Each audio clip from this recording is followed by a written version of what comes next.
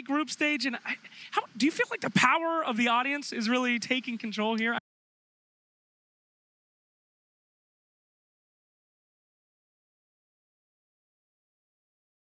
Taking control here.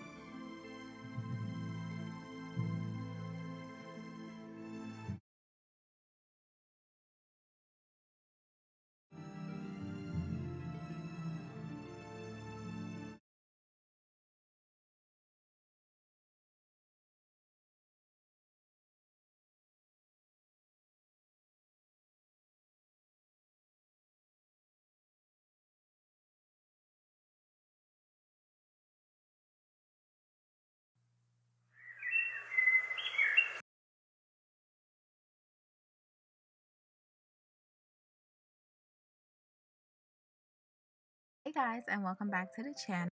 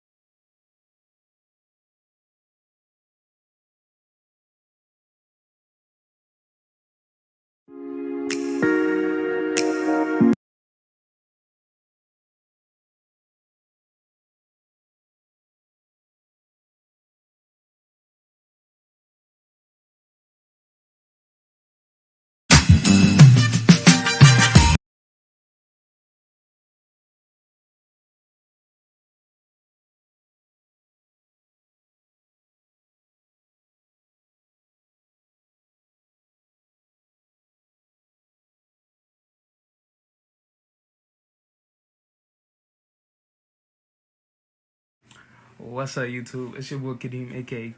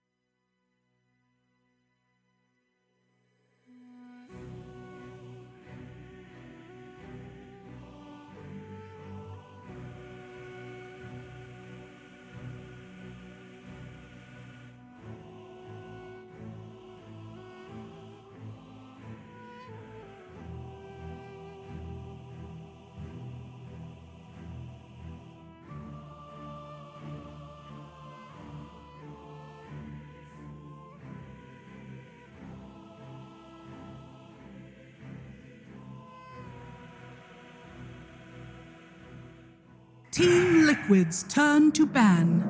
TNC Predators Liquid, turn to ban. because TNC seems to have their number. I think their play style matches up really well against the way Liquid's been playing, and Liquid hasn't been playing very well. No, they haven't.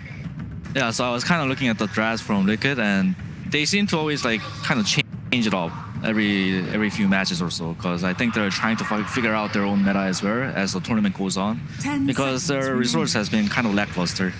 Meanwhile, on TNC, yes, they did lose to VG, but I think it's because of the 10th pick Brood, which I think it actually hurt them. It wasn't actually a good Brood game, so I think the quality of the Dota that TNC has been playing, it's like tier 1. They can like take it for the Philippine boys. Right, and something that I know Blitz had mentioned earlier.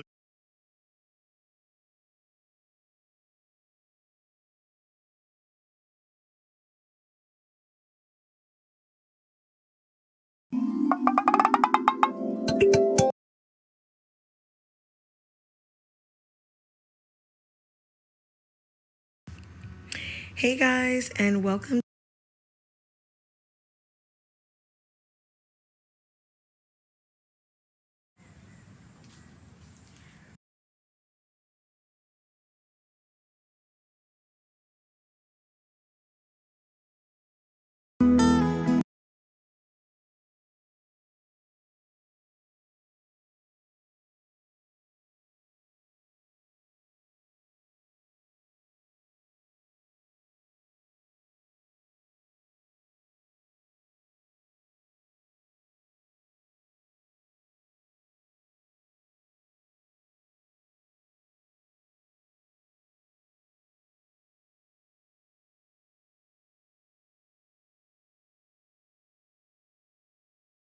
Liquid. Oh, they just do it anyway. All right, SD Mirana. Yeah, now, it's not just this, an SD, it's an SD Mirana. Here's the thing, though, because I know TNC is comfortable playing Mirana core. Cuckoo specifically loves these weirder offlaners. He's been, I think, the first person that really played offlane Tiny and showed everyone how it was done with the Ags and the Daedalus build. And this is a threat now because you have that role versatility. You don't know if this is the support duo or perhaps a lane. And I really like Mirana. This is something Optic used to do to us back when we played against them all the time in NA like a year and a half ago, where you would play Mirana safe. Like wherever you thought the Chen wanted to play and pressure, you put a core Mirana there. And there's always the catapult arrow, you arrow the creeps. Like it's very difficult for Chen to play aggressive into this hero. Or you could theoretically just have him follow the Chen around in the jungle anytime he looks to get active. Yeah, that is true. It is a very good counter against Chen. It just one-shots the creeps, so Chen kind of have to dodge the Mirana in the laning phase. I like the Tide in response, though, because obviously you can cleanse the arrow off yourself. It's very hard to 100 to 0. The Shadow Demon Disrupt into arrow combo isn't as effective. And in addition, you have to assume that the SD will be used at some point to make a bunch of illusions late game. The Anchor Smash, very effective. You just limit damage. It's one of the heroes of the tournament, too, I think. Tide has been picked quite a lot, and it has a pretty high win rate, too. What is that win rate? I have no idea. I'm not the stats man. You're talking to the wrong guy. I threw away my notes. Febby, I thought you had it all prepared. I'm sorry. You guys want to talk to the man with the white hair.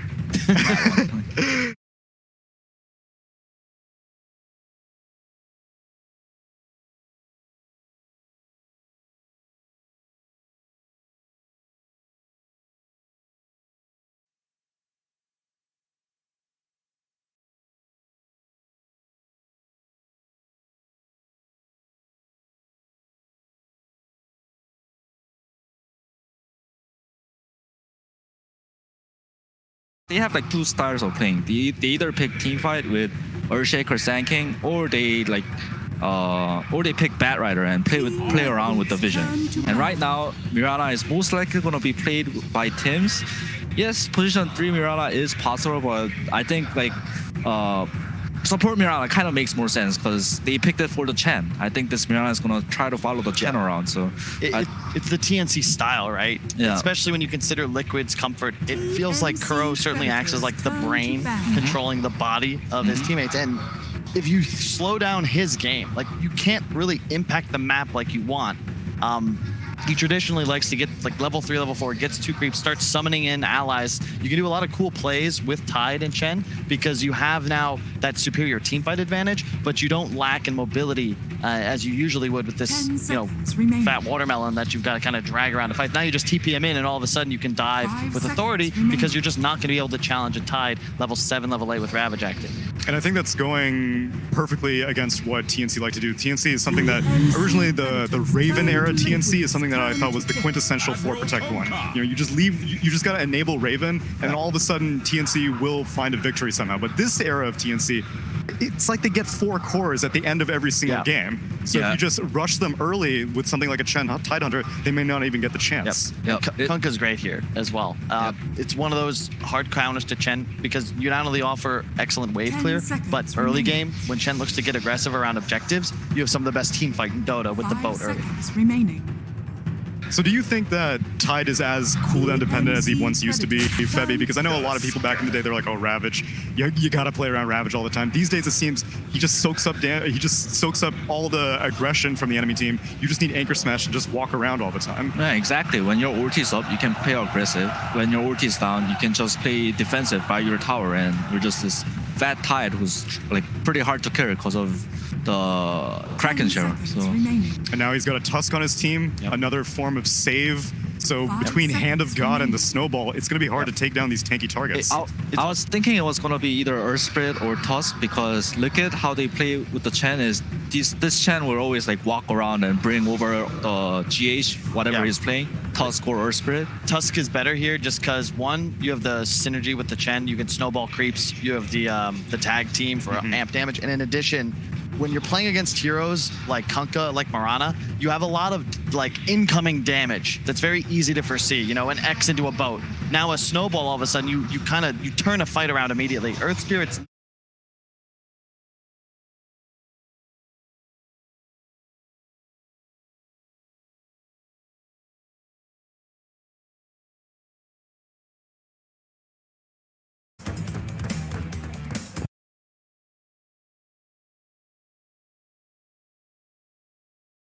every hero with some sort of stun, some with multiples, and you get ahead, it's so easy to take over the map just because you have the free smokes from the Mirana, and you can just continuously play aggressive the entire game. For me, Wraith King is a bit of a question mark because his laning against like these aggressive heroes is not good, and against Tide too. Tide is usually pretty good against Wraith King because it just one-shots the Wraith King skeletons. So it's a bit of a question mark pick. I haven't seen TNC play a lot of it either. So it is a pretty good carry hero though. So what are you thinking for Liquid then? Pardon? What did you say? What do you think for Liquid? Ember looks okay if it's not. Yeah, it's not banned, right? So Ember what are you looking for in that more general sense? So you're saying Ember because what do you want, like a very mobile mid game oriented mid, something that moves around a lot? Because I was thinking like Liquid, I was kind of casting their games here and there, and they looked really solid when Miracle makes like when Miracle is on those like space making heroes like Ember, Lash, Gyro, those heroes that don't need items and can still fight early on. Which is something that a lot of people were thinking was going to be the opposite direction whenever Weehaw was brought onto the team. They thought that, oh, okay, Miracle, he wants to be an even greedier one than ever before, and Weehaw's going to be the space creator. But the way that they've been playing TI so far does go in favor of what you're saying. It's almost counter to what Kuro said himself during that massage interview. Yes, exactly. Where he's like, yeah, I wanted a pure mid player. But then Weehaw, he plays this BO1 elimination on a Necro, and we'll kind of scratch our heads a little bit, and it just kind of goes to show as well like how complex Dota is. It's tough to understand, There's player comfort, there's team comfort, there's just overall draft synergies that maybe people think are like ahead in power level. You never really know. I think if you compare this version of Liquid to the last version, last version it was like a pure 4+1. Miracle will farm everything, but this version I feel is Miracle and Weeha shares the farm a little bit. Yes, that's for sure the case. And they're gonna go with One of Templar Weeha's Assassin. one of Weeha's signature heroes on this team, right? It's TA or Windringer, and they go for TA. Probably should have seen it coming, right? It's not. I mean, it's into a Kunkka though. And it is, but I like it a lot against Wraith King. It's like a lower armor hero. For sure. And in addition, SD Mirana, like even if you set up the arrow combo, it's pretty much just gonna be handled by refraction. Yeah. I do agree that Kunkka, the torrent does take off every single charge. Exactly. However, the lane matchup, especially if Weeha gets a little bit of help from this roaming Tusk Chen, you can get ahead and start dominating the lane. I don't remember which game it was, but I really like this Liquid approach to the Wraith King. They know that Wraith King, he needs Midas, he needs Radiance. It's gonna be online pretty slow. Meanwhile, look at Liquid. They have Chen, they have Tide, they have T8. Like their heroes can snowball really hard. From 15 to 20 minutes, they're gonna choke out TNC's map so hard. But it requires, I think, a higher degree of execution. You don't have the luxury of making mistakes as Liquid. Because you're based around this time. TA, sure, you can get ahead, stay ahead, crush through a game, but it's a lot like a Quap. You die a couple times, you end up even in net worth against a hero like Wraith King or Kunkka, and you just don't have nearly the same amount of game impact. So then one thing that I immediately think of every single time I see a Templar Assassin, and I want both of your thoughts. First, Febby, why do you ever prefer a Blink Dagger first versus a Desolator first on a TA? What context do you go for which item? I think it depends on how good your game is, and it depends on your cores too. Because if your cores are backline killers, then you don't have to be the one that's blinking in. You can just go Desolator, BKB without blink and just play in the front line and take all the towers down, take all the Roches down. And I don't know. I think it depends on the game. So then, Kyle, do you think Weeha is a more greedy Templar Assassin? You think he's going to be stacking those Ancients, just rushing that Desolator? He's going to be like, yo, give me the early Roche, even though they are dire, which does slightly complicate things. And they're actually going to wrap it up with the Troll Warlord. Yeah, it's one of the vintage Miracle picks. I'm not quite sure. It really depends on how his game starts. I think Deso, it depends on how aggressive they want to play. I think more importantly, how many towers they've taken out. Because you can kill a couple towers early. I actually think Blink almost works as a tool to accelerate faster. You got a Chen on your team. Now you can play enemy jungle, you can abuse traps, like you have a lot more freedom to play the map. Deso first is usually for more of that static game where once you pick it up, then you start to look for objectives. Because of the Chen, you could perhaps see that coming. You never know, because Kuro could also play, if he has this Mirana following him around the map and he has a slower start, maybe he has to play his own woods more, maybe he's stacking Ancients. Oh, God, that is such Bad a Rider. Templar Assassin, what the hell are you gonna do now? Troll too, man. This is one of those dream picks. You pop your ultimate on Troll and then just get lassoed, dragged up to a high ground or something. There's not really much you can do. Yeah, it's a dream Bat Rider game, and I think Cuckoo's, that's like top 3 heroes for Cuckoo. Sand King, Bat Rider, and +1 that I can't really seem to remember. It just feels like it's TNC's comfort, right? If Liquid make a mistake or two, they're just going to get run over, and you're going to get to this point where all of TNC's heroes are just too tanky for these more burst carry type styles of the Liquid lineup. The combo potential is extremely high from this TNC draft, but I've got a combo that's even better. Let me pass it on over to Odie Pixel and Fogged. Thank you very much, Tsunami. TNC versus Liquid. What a brilliant way to end day 2 here at the TI9 at mains.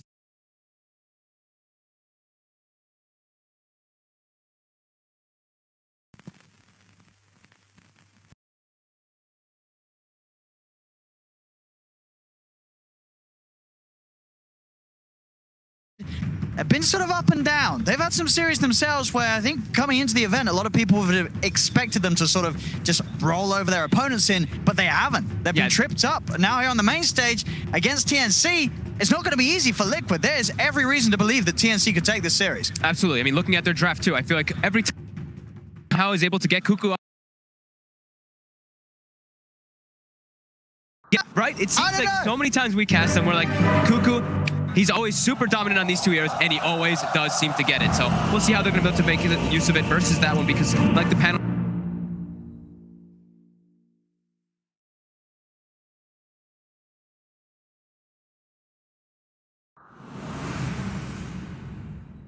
C versus Liquid. The loser is going on, so they better play their best if they want to have a chance of sticking around here at the International.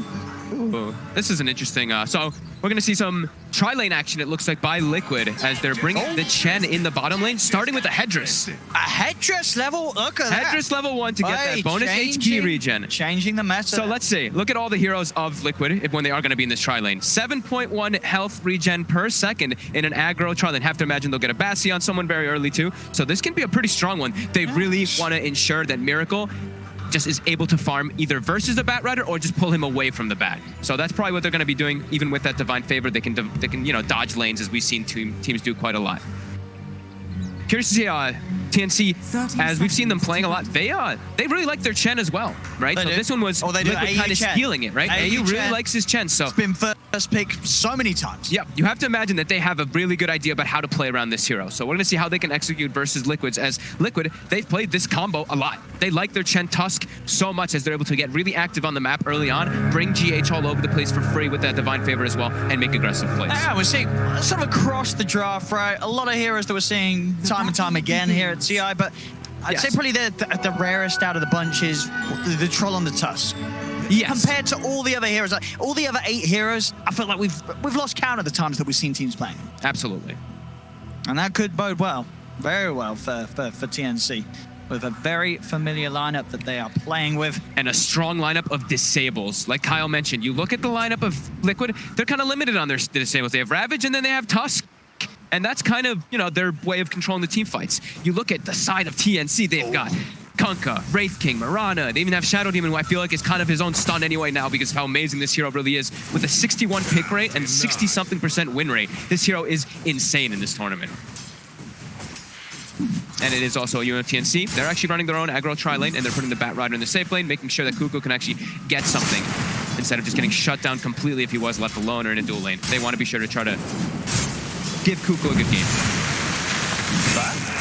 We'll see how this mid matchup ends up going, as like Panel said, Torrent, really good spell versus Templar Assassin. You've got to imagine the Kunkka's going to have the edge, right? That's what you would imagine, yeah.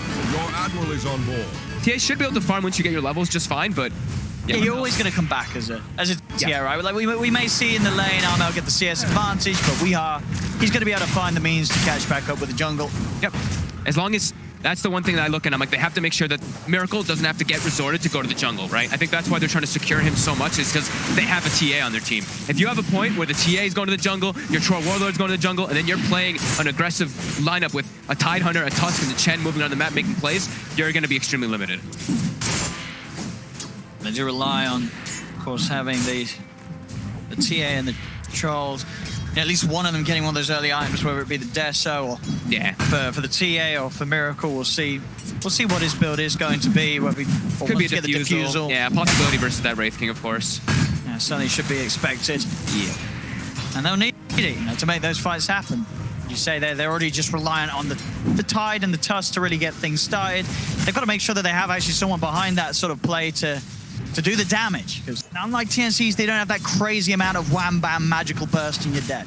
They might have to swap the lanes here. I think Kuroki might want to Divine Favor the Troll Warlord up top pretty soon, as the lanes are starting to get switched up, and now is where you're putting a Troll versus the Batrider. Sure, Miracle, he's still free farming really well right now, but we know how this matchup can go. You just get a couple stacks on yourself and you just get chased by that Batrider, and you do not like playing versus that as a Troll. For now, GH trying to do his best to punch him away. They got the side pull off though. Tims is able to get that one there as the Mirana here. Getting good control of that bottom lane. And Kuku wants also trying to have a bit of a look into the CSs at the moment. He is struggling to find many of the old creeps. The same is to be said for Mind Control. It's a slow start in creep score at least, but they are both getting good experience. Both of them were pressured really hard. The Courier, Tims, they brought the Courier bottom. It was still walking. He just leaps forward and kills it. Oh, if only they waited a few more seconds. It was just about to be upgraded mid lane. Armel almost guys to side blades there. Is able to X-Mark Weehard to make sure he cannot dive him. But that's it, yeah, the Courier down. That's that's someone's Wraith Band hitting the deck. That's Weehad's regen. Also, he has one Tango. He still has a couple Mangoes, of course, for that too, but could be a little bit troublesome here, as they won't be able to bring anything else out to him for quite a while. It's able to keep the CS pretty even between him and Armel. Let's see the matchup transcend with Kunkka and TA, 90 for 4, 90 for 3. Very even between these two mid laners. Of course, just both heroes very good at getting the right clicks, whether it be with that hard-hitting base damage of the Kunkka or the refraction of the TA. we are catching back up pretty quickly there.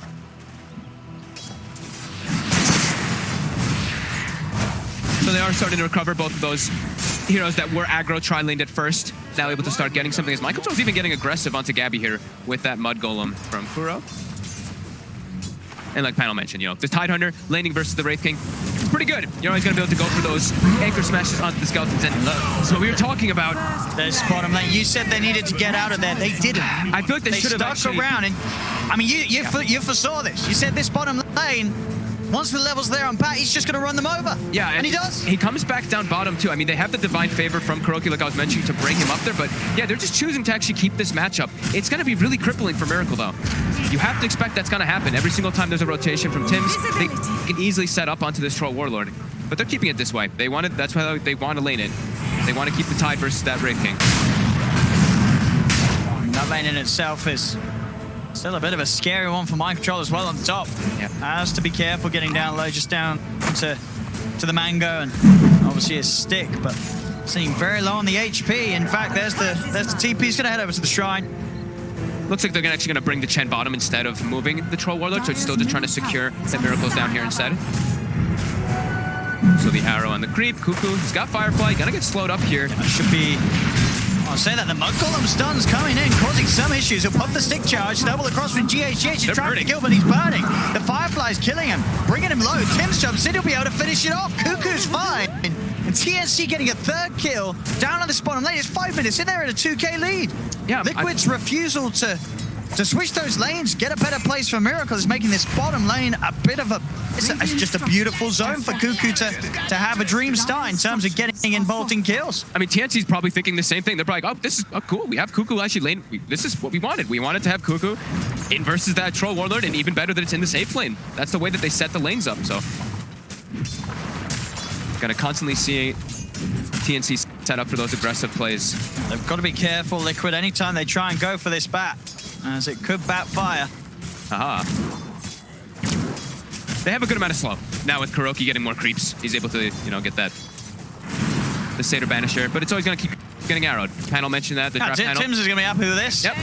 Thanks for bringing the big creeps to the lane. The last one almost maybe caught Cuckoo killed a little bit because he killed the Mud Golem and the Shard Golems came out, but it ended up being just fine. But yeah, I mean, 2K gold advantage. They're perfectly fine with the way these lanes are set up. Tims is, like we always say, Tims is going to start transitioning. He's got the first kills of the game. He's already top 5 net worth. He's same gold as the Troll Warlord down bottom. So the stacks, looking at Liquid at the moment, they're not actually setting up any stacks at all here, which we've seen a lot of teams doing, I think, more than ever. We always talk about that stack game. We saw how much, especially EG was doing it this morning. We saw like triple stacks all over the jungle. So we'll probably see them back up soon, or maybe Kuroki will send a creep to stack those. Top lane, arm out, maximizing the damage, getting the tie, bringing a hit off the creep, sets up with the X-Mark poke combo, and Mind Control is taken out. Making those early moves and making the most out of getting that level 7 nice and early on as the mid lane Kunkka. Yeah, crisp, easy rotations coming out.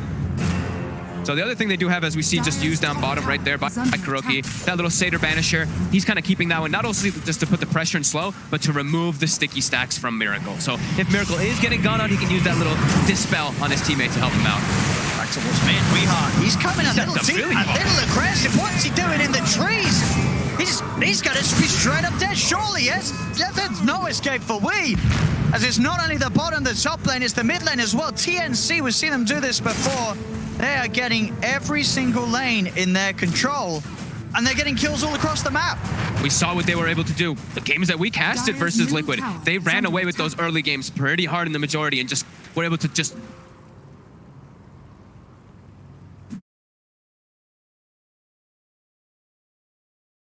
How do they get aggressive?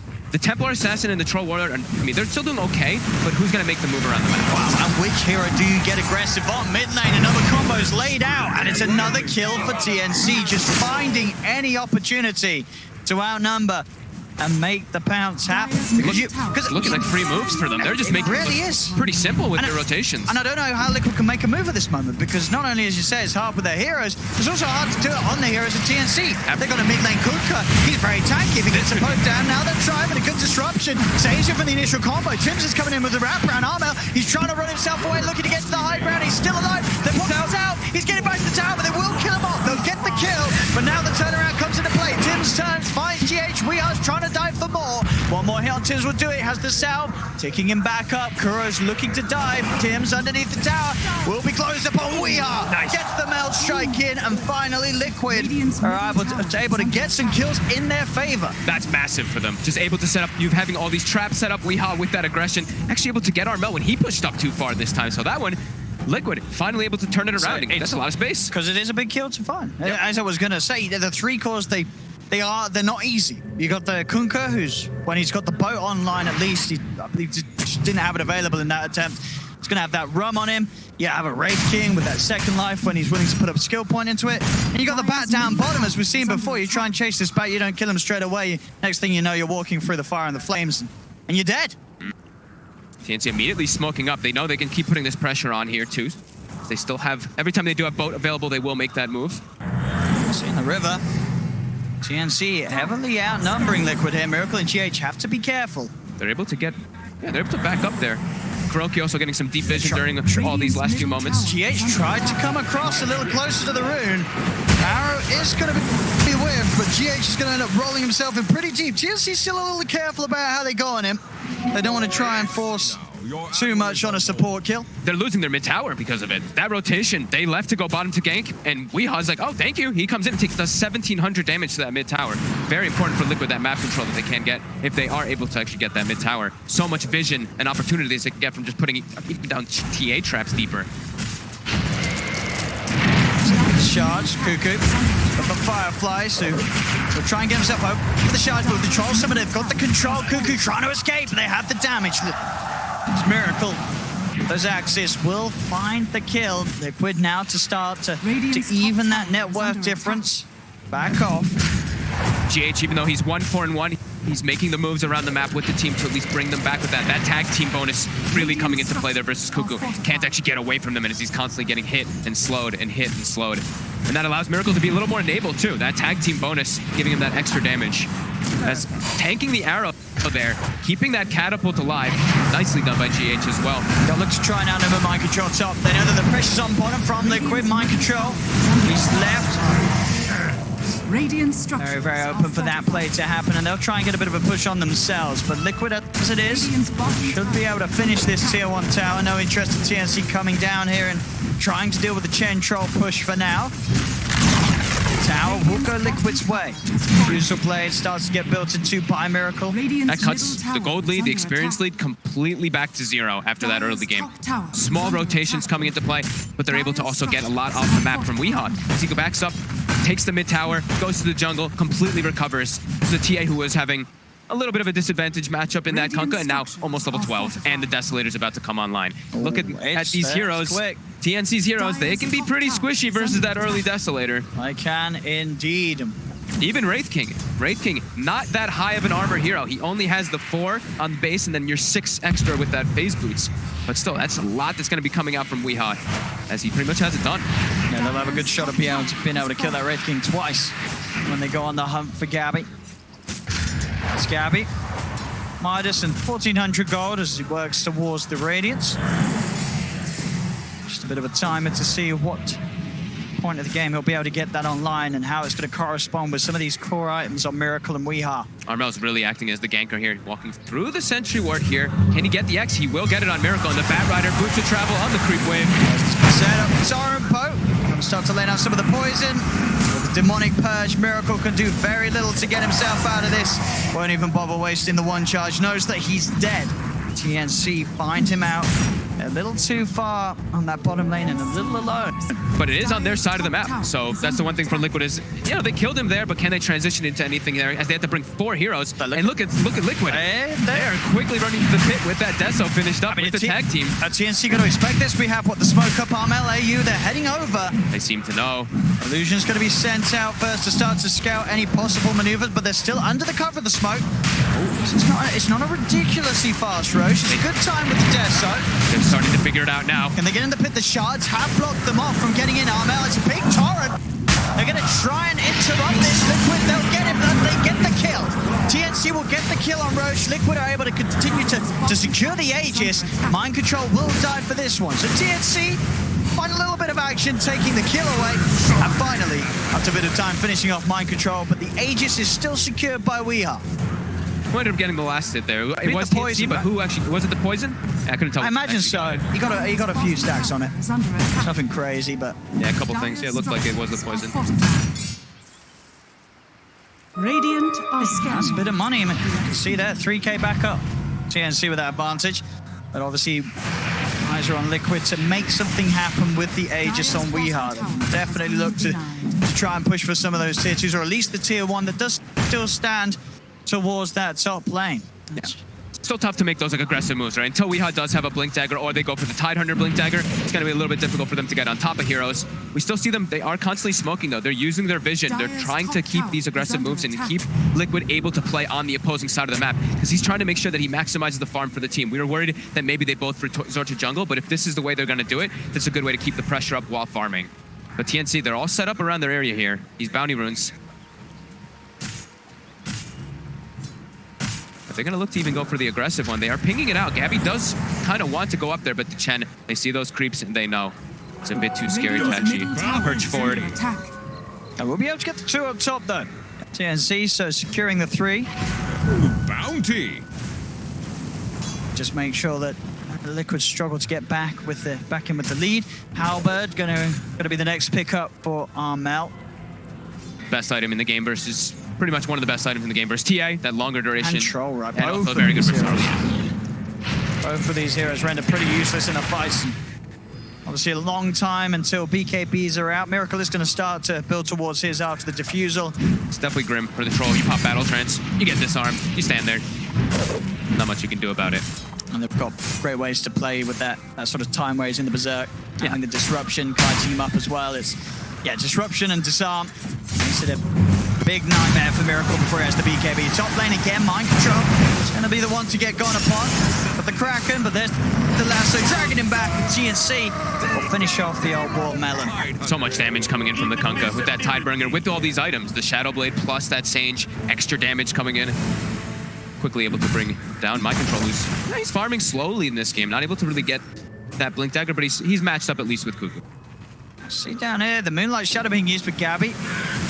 It's just going to end, so GH eyes on Gabby. Ara's going to whiff. Gabby's going to try and come in fact onto Weehard. They'll get on top of him as well with Cuckoo and the Firefly. Tim's and Armel turning up as well. They'll surround Weehard. The Tidebringer hit comes in. They take the Aegis out of Weehard. They're going to look for more. It's Liquid. A push to the side. Here's the second life of Weehard Aegis, as he'll be able to blink away. Now looks to go back in. Look, get on top of Gabby. Gabby now on the retreat. They've lost Cuckoo on TNC. Can Liquid find anything more out of this? GH has got eyes on Tim's. The trap's being used by Weehard to help continue the chase. But they don't want to run into the dark. They have no vision on the high ground, so they won't go any further, Liquid, as it's simply an Aegis traded for the life of Cuckoo. Cuckoo's probably right with that.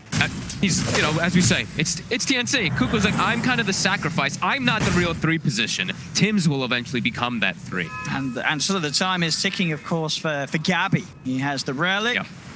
Creep camp or a creep wave, and that Radiance is going to be done on the Wraith King. And it's going to be a pretty devastating one. I know a lot of the times we look at lineups and a lot of times casters always talking about there's so much magic damage on this team, there's so much magic damage, blah, blah, blah. BKB is so important. But you look at Liquids, they're not really that magic damage oriented in this time around. It's a lot of physical damage that is going to be coming out. So that Radiance, that evasion, all these little things are definitely going to start kicking in for TNC.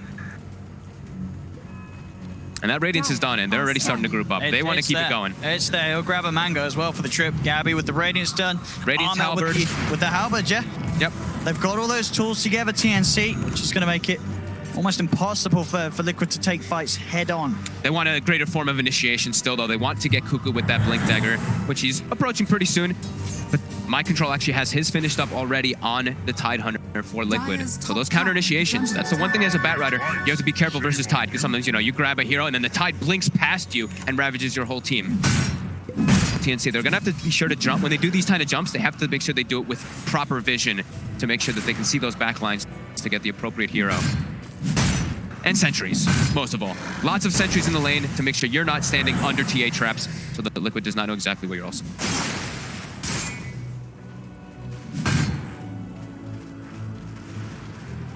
So they've got that vision inside their jungle, Liquid, so fully aware. Bottom tower is under TNC attack. setting up for this push up top. They may just have to let this tier 2 go, though. Still not quite ready, I feel, to to turn up, at least until that BKB's done on Miracle. The fights aren't going to be easy at all if they do choose to take them. And just leave sort of mind control to keep the pressure off. Already the skeleton's starting to really beat down on that tower. Damage is being done, the pressure being kept on by TNC at this early point. Set up down bottom from Armel. They know someone's going to show down here. They haven't seen much from Liquid in a while. Sees GH. Should be a pretty easy pickup for them here. Snowball. Just trying to use it there in an attempt to get away. Tar will be off the mark. GH with the shards. He tries his best, but the vision's there from Cuckoo. Crossing over the tree line with the Firefly to find the X-Mark vision for Armel. Buys time for his cores to at least farm.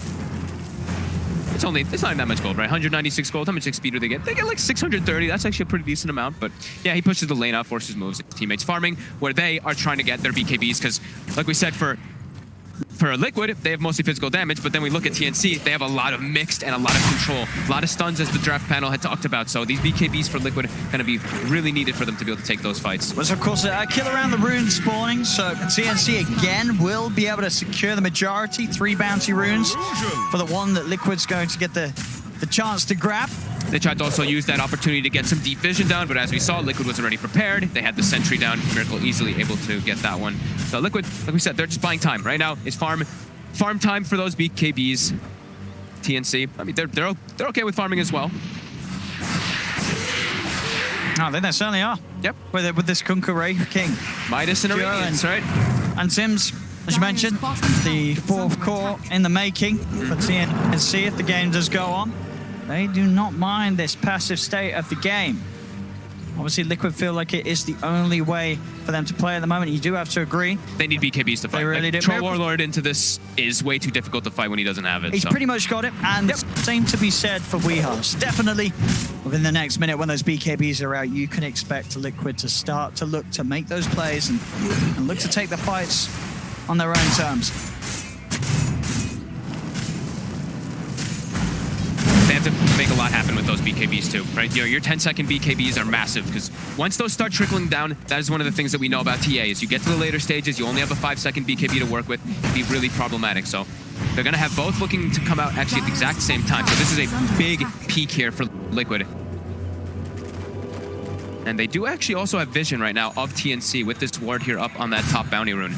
So a lot of information going for them on the map. Mid lane is still kind of pushing in, so they have to address that before they can make too big of a smoke. So one person will take that one out. And Liquid, gonna look to set up here. TNC, they're positioned here on the high ground. I see.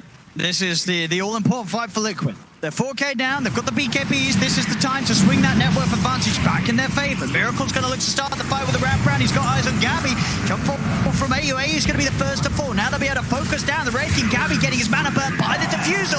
Weehaw picks up the second. The exact kind of maneuver that Liquid was hoping to execute with that smoke and the BKBs. They're able to find a couple of kills, one of them being the big old Wraith King, getting Gabby off the map and opening up some space to pressure down middle lane. Very methodically done, right? The way they wrapped around that smoke. Instead of just walking up to the high ground, they sent GH to the high ground, and then they wrap around the back to get the squishy supports as well as that Wraith King. But still at this point, like we said, 5 armor, 5 plus 6 armor. So he just gets easily brought down from these physical heroes of Liquid. And he switched the build. He's actually wanting to go for a more aggressive type build onto Gabby, that is, with a Blink Dagger. He had the BKB queued, he buffed the Blink really quickly.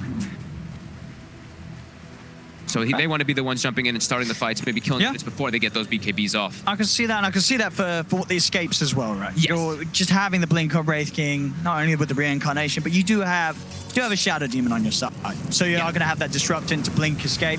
They still have the axes, right? The Troll Warlord axe is one of the better things at stopping those instant blinks, but yeah, can definitely be used to get an escape off. The big next timing, right? That Roche. 1 minute until it is going to be spawning. Liquid always keep tabs of it because they have those traps. So TNC, they want to try to have something happen within these next few moments. Try to catch Liquid when they are split up. Yeah, Liquid, they're just farming the map. With that BKBs, they're feeling pretty comfortable now. Yeah, whether it be getting a kill before the Roche is up or just making them use the BKBs, making sure that they won't have the BKB charges ready for that Roche fight. That's at least the aim of TNC, and you see it straight away. Smoke up. It's time to make a play. I know that they just lost sort of the last bit of momentum, but they can definitely get it back if they're able to find a catch. Miracle. These next few moments are so crucial. They find the smoke also to a power rune. They actually see an arcane. They're kind of camping it here. Hopefully someone Liquid is going to walk down. It is warded, so if Liquid had their eyes on it. They pinged it immediately. Yeah. Hiroki pinged it right away. He's like, they're bottom. Yep, they're smoke bottom. He knows. That's the risk you take when you take those power runes when you're smoked. And either way, it looks like TNC sort of knew it themselves. They grab the rune. They don't try and look any deeper. They don't go up to the high ground. They know that Liquid's very likely to have wards on the area. They've got all their lanes pushed out right now on the side of Liquid. It's go time again. Like we said, those BKBs, they're also going to be constantly looking for fights. Also now I believe GH is bringing a Blink Dagger. This is also another very crucial item for Liquid. As Kyle mentioned on that draft panel, a lot of different ways that you can, they're telltale. The way the TNC spell is going to be coming out, there's a lot of ways that you can get some nice saves coming in from GH. There we go. Smoke into Roche. It's going to be a big fight. It is scanned out, so TNC know exactly what's up. Cuckoo's going to start heading over with the Firefly. Moonlight Shadow being offered over by Tims. As Liquid will go for it. Getting taken out very quickly. Cuckoo's going to try and look for the timing. He's in with the lasso. With the BKB. The time bringing the ball. Mind control is outside the pit with the Ravage. Armel already got the BKB up, but Tims is punched up into the air. Gabby's trying to tap, but a quick melt in from Weehaw takes him down the ones. He's back with a second life. Blinks over to the side. Weehaw still trying to keep his eyes on Gabby. The Ray Fire Blast slows down Weehaw, but the rest of Liquid collapsing on the Wraith King. As Liquid will be able to hold this area around the pit. Armel tries for another poke, but he's already used the BKB. He's got to be careful. He's out of mana. 2 big hits from the TA. Bring Kuka down low. As TNC back up to the high ground. Tim is looking in, but he's trying for the zoom. They are not going to get it though. Weehaw will be able to secure that Aegis. Buyback for GH as he knows now with the Aegis in Weehaw's hands. This is the fight for Liquid to take. Torrent out to Weehaw and Mind Control. Miracle still on the sea escape, trying to desperately run away from those Shadow Demon illusions. GH and Mind Control, they're still on the front lines, punching up Armel. Miracle, he's thinking about going in, but he's incredibly low. He doesn't have the Aegis himself. It's on, or it was on Weehaw. Your admiral is on board. As TNC, they're getting pushed all the way back. Mind Control's there with the wraparound. Bleak forward for GH. They've found Tims as well. As TNC tried their best to time it around the Roche, but this time they won't even get the kill. Both elements going the way of Liquid. They're too tanky. They have too much regen and waves of sustain. Coming in from the Chen, he pops the Hand of God, pops him back. Fight kind of turns on itself. TNC, their damage just is not there. And we see Gabby. He looks like a support at this point. He dies so quickly in the fights from all the physical damage. Liquid, they're just knocking on the racks already. They'll send a boat down mid, won't make the connection. 40 seconds, no Tims. Liquid more than happy to stand their ground and look to take this Rax away. Just 26 minutes there, they'll go for the lead in with the lasso. The snowball forward, Gabby throws down the zone. Armel posts the BKB, but he has to put the BKB in right. It's so much physical damage output coming out from Liquid. Miracle with the ult. He beats down Cuckoo. Gabby's out of mana. He's got to back off. The buyback comes in from Cuckoo. They'll look for the drag back with the X mark, looking towards Miracle, but he has to move at speed to get out. He's back in as the Orchid cuts down the SD, looks over to Cuckoo. That's a dive back on the Bat Rider as Liquid. They're going to keep going. They can. They're just going to go over to your forwards. 2 heroes dead without buyback. This should be Liquid being able to close down the game. Tier 4s are falling. TNC, can they hold the 3? They're going to jump in. Silence out immediately off to Gabby. Gabby has got to be careful. His Moonlight Shadow with Mind Control. The Ravage hits on to 3. Gabby's dead the once. They'll look for him a second time. Start out to Miracle, but Weehaw BKB is back and available as TNC have pushed back. Blinking aggressively from Weehaw behind the tier 4s, behind the ancient. Gabby's dead for 80. No buyback on him as well. Liquid will retreat. It will offer a little bit of mercy, a little bit of time. Weehaw still being fought by Tims and Armel. They'll look for the X mark, but Tims, he's been slowed down, run down. He's got one lead, but Miracle's into the ring. Weehaw blinks in, and that's Tims dead too. And with that, they could certainly have a good shot at closing this out. The fortification is there. Armel is going to try his best with some cleaves, maybe setting them back a little bit, but they have the heal coming out from that back. Got the SD back in place. 7 seconds and Cuckoo's back in. They're going to give him some respect. They're going to back off. They got the tier 4s. Structural damage was done. Absolutely. All that gold as well. 28 minutes in and the base being exposed. The Ancient exposed. Over the sort of the matter of those last few minutes of gameplay, 4 buybacks being used by TNC to no avail. You have to be wondering if maybe in some of these situations like Gabby, he needed to go for a different, like an armor item in between mid-teams. And he bought the plate mail now later on after these last few fights went really poorly. But we saw he walks into the fights over and over again and he just melts. I feel like an armlet could have really argued to be a really good choice on him in this one because he just dies way too fast. He's not really having any type of impact on this Wraith King. While he has these other frontline heroes, the Kunkka, the Batrider, able to get in there. We'll see it again. TNC just trying their best to slow down this pressure that Liquid's applying. And they just don't have the means to do so. The BKB timings from Liquid earlier just really set everything in motion for their lineup. And too much is staying. The Chen just rallied around Kuroki, having all that different types of healing coming in. Even the Vlads, more healing coming in for those carries. Yeah, you can see. Frustrated. GH still in the zone. Keeping it focused. As much as it looked like the game would end, it's not going to be for now. They do hold the Ancient. They have such a commanding lead now, though. We saw the last few fights without these other items picked up. Miracle, a full Satanic. The Orchid we saw, of course, by Weehan that last fight. And even now, Solo Crest for Mind Control. So these carries, who are hitting extremely hard, now are going to be hitting even harder versus this what became a super squishy Wraith King after having such a good farm. It really did. It really did. And we have seen TNC make some remarkable comebacks in the group stage. And they do it here on the main stage. This game is getting quickly out of control for them. It feels like their damage is... They've hit a wall of damage, pretty much. Liquid just able to counteract it too much. Sure, TNT, they keep coming back in. They throw a Tidebringer, they throw a Starstone, then they leap back out. They have a lot of different ways to like poke and prod, but yeah, Liquid, they just rally and group up, and it's too much right now for TNC to take around this Tidehunter. Like we said, this hero has been also winning a lot of games. Just the way that the group up, the team fights that happen, the way that you're able to just counter-initiate and just ruin the whole entire idea and the way that TNC wanted to fight. And of course, as you mentioned, still that all-important hero, the power of who gets the Chen in this series. Yep. And whether we see Kuro being able to grab it for Liquid or AO being able to bring it out for TNC is going to be quite a deciding pick in the drafts. Absolutely. I mean, you see him. It's 1-0 and 13. It's not even like TNC is like hemorrhaging kills all over the place. Armel is 6-1 and 4 in this game. It's pretty remarkable the way that they can just group up around this hero, around the Tidehunter as well, and just start to close the map and win a couple fights and just snowball out of control. That's what we see a lot happen with these Templar Assassins. These 30-minute pushes, these 25-minute pushes with an Aegis, able to really just take over your advantage. As yeah, Liquid, they're just controlling the map now, and Gabby is trying to find some farm on the map, hiding in the trees with his Radiance off, but Liquid, they want blood.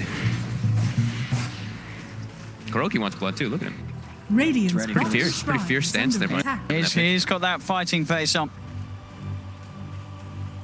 We'll continue to just clean up the easy free money. Another shrine will fall.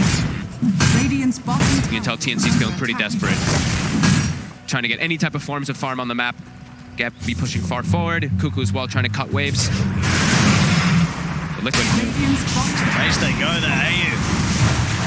Getting smashed by the anchor. We are in with the quick finishing blow. From miles away. As this 5-man of Liquid just seems a little too powerful right now. This draft for TNC to deal with and hold back at the 32-minute point. Into the face they go, Liquid.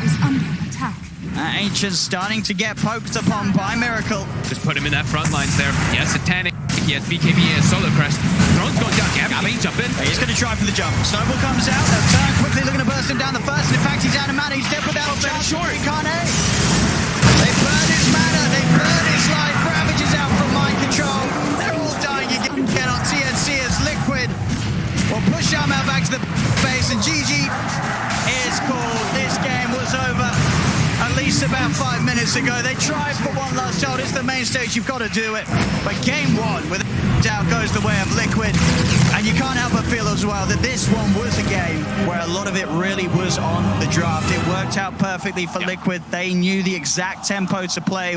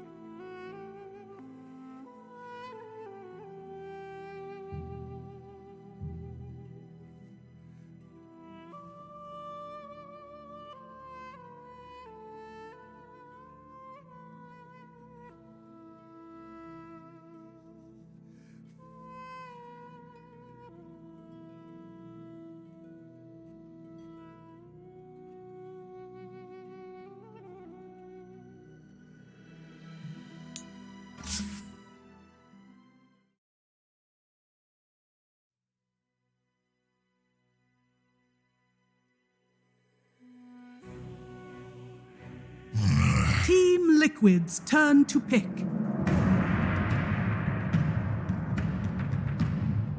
And I think Tide is good against all these three heroes. Yeah. Well, what if you just straight up pick the Tide, huh? How I about you think that's take what they were thinking too. take a page right out of the book, and they're gonna first pick Tide, ended up banning out, and they keep respect banning the Weepo, and Weepo is still getting first phase ban, and the Beastmaster again, like you had mentioned. Yeah, and I think if you compare these team strengths, I feel like TNT has always been just the kings of the skirmishing. They love their guerrilla style warfare. They're oftentimes like they'll make moves in separate areas of the map at once. And what is the Korean team that we always used to reference that would have that sort of play style? Yeah, I guess they learned a thing or two from us. Yeah. MVP Phoenix, the original man. The Spirit Breaker days of MVP Phoenix, the Caveman Dota days, and TNC Predator, I feel, are still carrying the torch a little bit. Yeah. Meanwhile, though, Liquid is more about that controlled, disciplined Dota, and like they kind of just wear you down. If you're in a scenario where you don't have the ability to 5-on-5 them, it's near impossible to take them down because they're just not going to give you fights that they're behind it. And okay, yeah, for a moment there, I thought I heard Mirana like, wait, did Liquid just go to Mirana side? That would be good, but of course, that is going to be TNC 0. Most likely the 4th position again, we can assume. I really like the SD Lash, however, especially against Tide. Yeah, Lash is just amazing against Tide. I'm a bit surprised on the Mirana pickup because I was talking to some position 4 players that played in Mirana, and they said that this hero needs setup. Like, sure, he can go 8 post, but this hero is like, his main strength is the early mid game. That long distance arrow, that like insane amount of damage input, but without a proper setup, they can't land these arrows. Just SD disruption to like counter gank the whatever TNC's aggressions are. And right now, TNC seems like they're gonna have trouble hitting their arrows because they have no stun. Yeah. That being said, it used to be very common for Mirana +1s to be roaming around constantly together. Like in the Bane Mirana days, it would always be those two heroes going and taking a tour from lane to lane. Whereas these days, it seems like Mirana is more content that if my mid laner has a stun, or if one of my side lanes has a stun, then that's all you really need. So she really only needs one lane with one stun to be at least somewhat effective as a 4 position. That is true, but I think more the merrier. Like yes. There's more play options, there are more kill options. Dota it becomes really hard if you can't farm out maps properly, and if there's a lot of kill threats from the other team, like a lot of like different variables, then it becomes that much more difficult. I agree. These two teams are flying through the second, well, really this entire draft. This is the first time we've seen reserve time touched, and kind of expected if you consider Kuro and Heen. There's 2 players that know how the other think, or 2 drafters rather. It's got to be these guys. If they work together.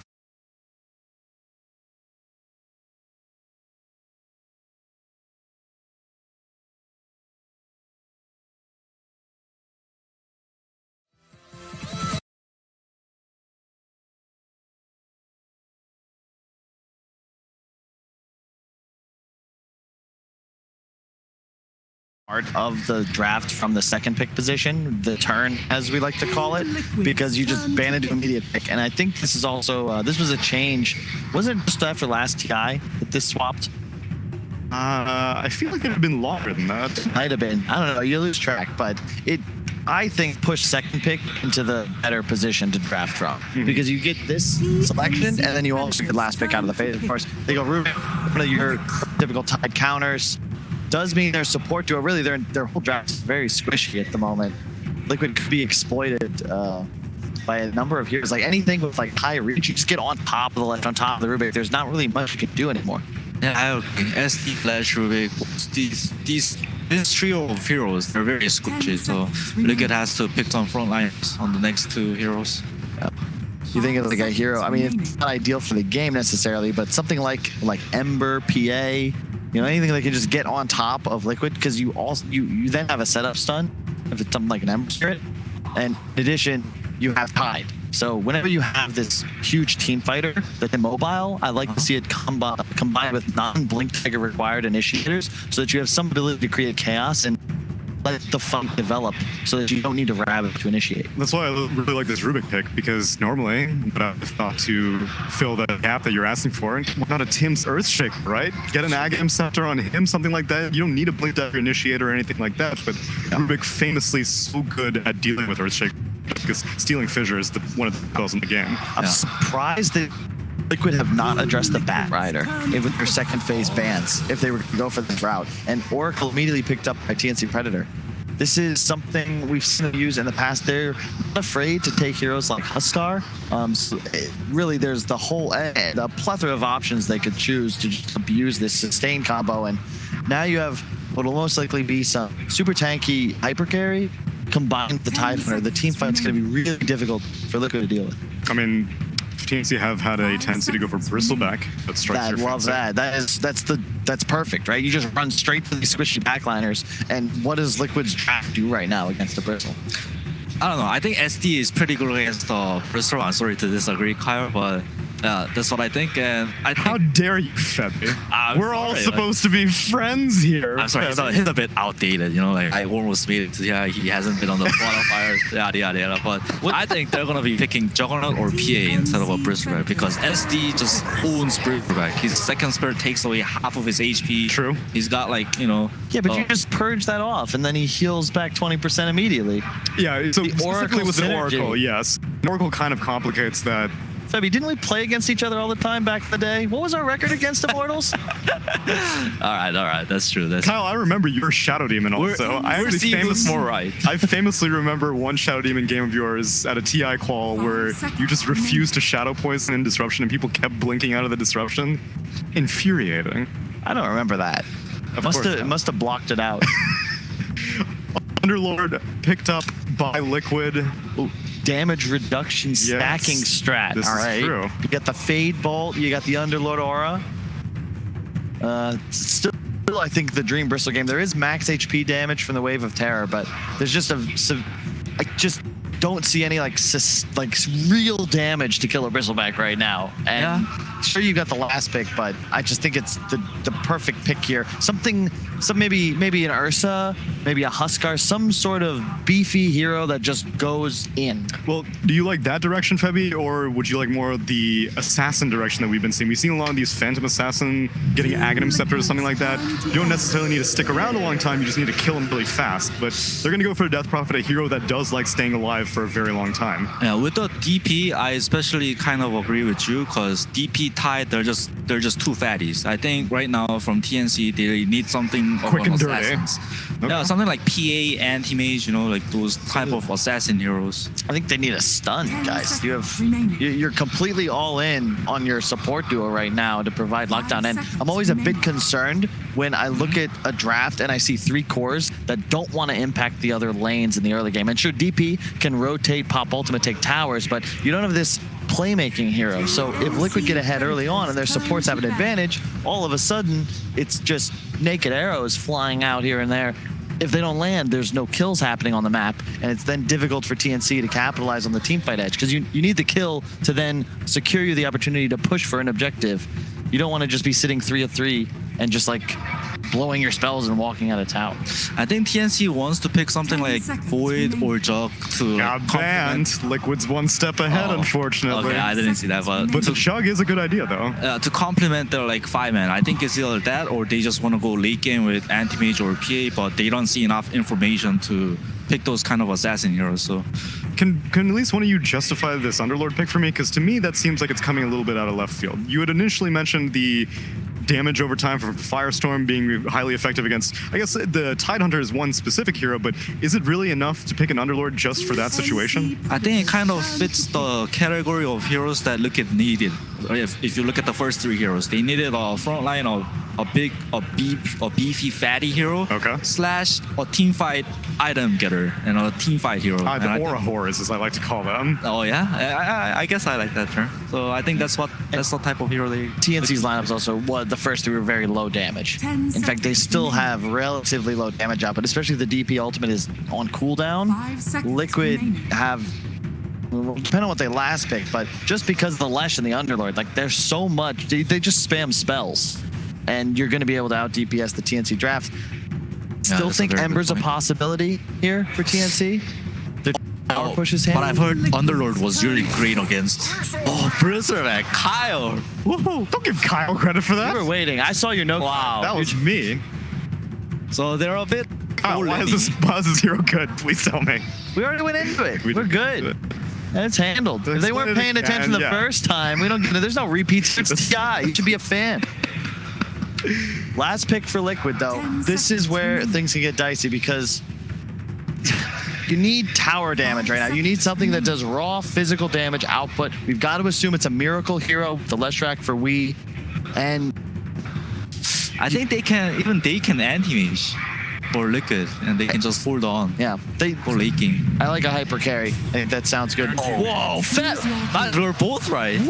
Don't high five each other until the camera comes back. Then we can get super hype. I don't even know if it will come back. But you called the anti-mage. Do you think that Liquid Miracle anti-mage, he's going to be able to 1v5, or what's the I situation? mean, it has to be a 1v. I mean, Liquid, the other remaining 4 heroes have to play very well in order for anti-mage to come online. And I truly believe that SD is really good against the PvP. So I think and we're gonna see that like at least once in the game. I think it can go either way here, but it is a throwback to like that old vintage Liquid style where you have Miracle. It's a 1-4. It's going to be 4 heroes running around the map trying to make things happen, and Miracle at some point is going to be slotted enough to get a triple kill in some team fight, hopefully take the game. TNC, of course, want to prevent that. They got to take towers early and find big team fights before AM's online. Well, let's see what the TNC draft justification is as we send it over to Casey, who's speaking to Heen.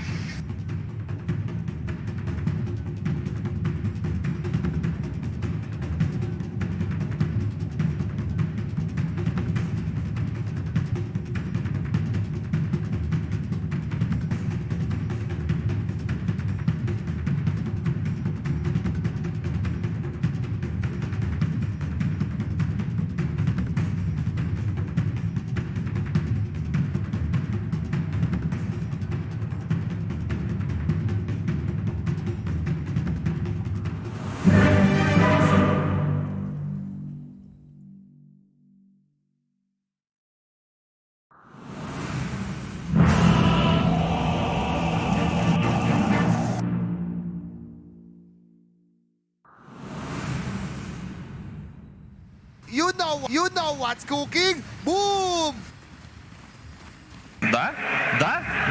Yeah. Prepare for battle. No darker.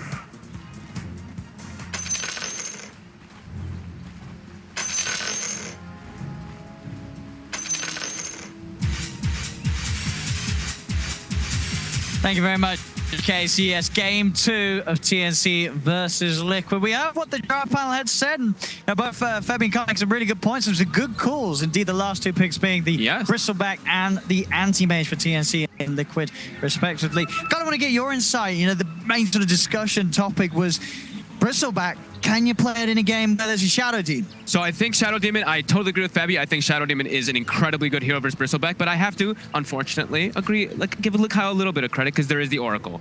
That Fortune's End can be one of those things to always be able to dispel that Soul Catcher, and you can itemize for it as well. So we will probably see Gabby at some point in this game go for something like a Lotus Orb to make sure, you know, something like that to make sure that he can always be sure to dispel that one off. But it's not always you're going to have the situation where you have Fortune's End up or you're in the right position to go for that Gabby. So that's where it can go a little bit of both ways. But yeah, Soul Catcher, very good ability versus Bristle. We have some other fun interactions, of course, too, with this Oracle versus Shadow Demon. There's some mixed between some teams. How Shadow Demon, if you demonic purge the target that does get false promised, that target can't get healed by, you can't get healed by Urn, Healing Salve, your Fate's Edict constantly gets purged as it constantly keeps applying that dispel. So we could see that come into play as well. And what do you think about this last pick? The anti coming in, not necessarily a carry that sort of rings us a free win or a necessarily safe carry, but in the right circumstances, it could be pretty darn hard to deal with. Is this going to be a game where you can see Miracle popping off and getting that good Battle Fury timing? I could, as long as they don't get run over. I think that's the one thing that TNC's draft can really start to take advantage is just steamrolling, getting towers pushed, Gabby just parking himself, running at lanes with the Death Prophet pushing towers constantly. Even Bristleback hits towers pretty hard. Once you get your Warpath stacks, you really do start to chunk those down. So It can be a little bit difficult, but I could see it possible. Anti-Mage somehow at TI always starts to come back, right? People are like, dead hero, Battle Fury, crap, not a good item, blah, blah, blah. Somehow this hero slowly trickles back every single one of these intervals. And one of those heroes as well that we've seen trickle into this game, but on into a lot, is that Underlord. You know, mind control, getting the Underlord in this match. I feel this hero is a little underpicked. There's some aspects of this hero that seem incredibly strong, especially that aura, right? And that's that bit of bonus as well. This hero turns into a bit of a right clicker down the line. He definitely does. And I mean, I remember we had one at the tournament. We had a mid Underlord, didn't we? And that just dominated the game, just took over. I think destroyed like a Templar assassin in the matchup. So I'm also surprised not to see this hero picked a little bit more too, especially with like Monkey Kings and Ursas being very, very scarcely picked. But we're gonna get to see it. And now they have another thing too. They have maybe that percent damage amp onto the Bristleback as well that they do have from that Underlord. So could be fun to watch. Good to see if Liquid's able to actually rally around that one. See how some of the lane matchups are going so far. That mid lane, Armo getting a slight lead off the first few waves. Bottom lane, Kuro's going to go for the self-disruption, but TNC, they've got the 3 heroes ready to finish him as he comes back out of his bubble. First blood for TNC off the back of this aggressive tri-lane. And they're getting themselves a very good matchup up top, this Bristleback versus the Underlord. Underlord just getting pushed completely back by Gabby for now. Yeah, mind control just about a quill spray away from dying there. Yep. Got to be very, very careful as Gabby will head over, pick up the bottle from the side shop. I like that actually a lot. You know, Bristol, he's making sure to spam so much that you can pick up this bottle and it's just fine in this type of 1v1 matchup. You're able to have sustained very nicely as Weehawk. They're committing forward here. And they're going to look for the dive. They've got the hold from AU. Crypt Swarm burst and a right click. Is it enough? He's diving for this AU. He's going to find him. Can he get off the fence? Reducing AU's right click. Doesn't matter. He gets the second one in and will still find the kill. GH will look to chase. See if he can get his way out of this. He's got a little bit of a heal going. And again, another root holding back GH. He's certainly making him work for it. Nice little play. GH does have boots and a lift, so it should inevitably be an easy kill here. Let's pop it in the south. That is a south cancelled. It still continues to keep AU alive. Weehawk will come in though, and that will be a dead Oracle and also a dead healing cell. So a little bit of lost gold there for AU. Weehawk gets the last hit though. That's the nice thing. But we see these lanes very dominant right now already from TNC, the way they have it set up. Anti-Mage is still farming though, which is the most important thing for Liquid. But yeah, these other 3, Gabby just really taking advantage of this top matchup versus mind control. That's Bristol. Suddenly going to be able to start running down heroes very soon and even diving that top lane if mind control's not too careful. Especially with AU up here right now, right? With a Fortune's End, a couple goos, mind control definitely could get chased out. He has to be careful of his positioning on this Underlord. Bottom lane Liquid just trying to keep the mana low on Cuckoo so the harass cannot be there against Miracle. Yep, keep a tri-lane. I think this is what you tend to see when there's an anti-mage in the game. And so we were saying, top lane. Gonna have a bit of a shot here. He can TP. Yeah. But yeah, no hesitation there from Mike Joy. Instantly knows he has to get himself out of that situation. So other thing we panel talked about a little bit, but the limited disable on TNC, right? That's why you can see why Liquid, not only just because there's a high intelligence hero like that Death Prophet on the side of TNC, but just look at the stuns coming out for TNC. It is going to be pretty limited unless they go for something like an Atos, which they probably will on either the support Mirana or somebody else. They also at least have silence as well for Armel, but their catch could be a little bit difficult in that mid game if they allow Miracle to actually get away with the game and get some farm going. But right now, it's looking really solid for them. This is exactly what TNC wants to do. Like Keen said in their in that interview too, they were a little bit too calm in that last game. I think this game, they're really going to turn up the heat. Suddenly, these first 5 minutes is being cranked up. See if they can get themselves a hold of the 5-minute runes. See how they're going to get split up as both teams. They're going to try and prepare. TNC is looking a little more prepared, especially on top. They'll grab those two with the setup. See a swing round for the Rubik, looking towards bottom, but in fact, a little too slow for them. It's TNC, and we had to pick up the 3. Still that one on their own half of the map, which won't be looked towards by Liquid, so eventually they'll probably get all 4. Bottom lane, jump forward for Tims with the Starstorm. Kuro's got the stick charges that will save him. Miracle's hunting him the trees for Cuckoo with the juke. Trying to get himself out of there, pops the stick charges, but they're suddenly going to end up giving more mana for Miracle to burn.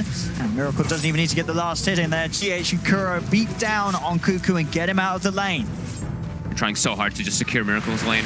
He's even picked up like a Wraith Band early on so he can have better lane positioning for that anti-mage too. His top, we see these goos start to build up, but they don't want to dive into the tower under that Firestorm. Level 3 Firestorm now already. And mind controls are covered. I mean, he was having a he still is having a tough matchup, but he's still 25-3. That's pretty decent for the Underlord in that matchup. There's still a bounty rune bottom. I think Tim's actually walked by it. I don't think he bought his bottle from the secret shop too. And he should. I mean, Yeah, he had a full bottle, so maybe he didn't want to just. But it's just gonna be chilling there, so he'll be able to fill it back up when he gets back up. I guess it's unlikely that Liquid's gonna randomly go and scout that position. Mid lane, it's gonna be where Liquid look towards. They need to help We Are out. He's suffering heavily in this matchup. With the 3 of them in the neighborhood, they'll look for Armel. Armel's still alive, tries to stay with the Siphon, but they will have the burst damage to bring him down. Tim's not there, or AU quite in time to help out Armel. A very important kill. You look at that CS in the mid lane, it was 35-16 against the 24-4. Armel having a sizable advantage, with that kill opening up for some very early pressure onto TNC's tier 1 mid. There's no glyph. That's at that tower. If they want to commit forward for it, but he is starting to drop low, and they will TP a couple more heroes. Trying to TP from Gabby. Yeah. To hold up. As you say, a lot of damage done very early on in mid. Tims will get his bottle refilled by Armel TPing in, so he's going to be able to keep moving. Oh, they actually did not refill the bottle. Whoops. Armel did not have an inventory slot there for Tims. Tims might have to back away and try to find that bounty rune if he doesn't know it's there. Because it's still there. It's still there. Tims, check it out. Come on. There's money to be made. Easy shot. I'm sure he'll see it on the way back towards bottom. Yep, and now another rotation bottom. Weehaw this time with the SD. Easy setup, an easy kill onto Kufu. And no trouble killing a target when Leshrak's in town. SD Lesh. Reason we are seeing it across the majority of the games. Easy to set up kills constantly. Baroque even putting extra points in the Soul Catcher. Bounty rune. He's gonna Still get it. there. He's gonna get it. Come on, Tims. Tims? He's not. There we go. Finally, he's out. This is still it. He shrined as well too. He shrined and then he gets it. Oh, Gabby.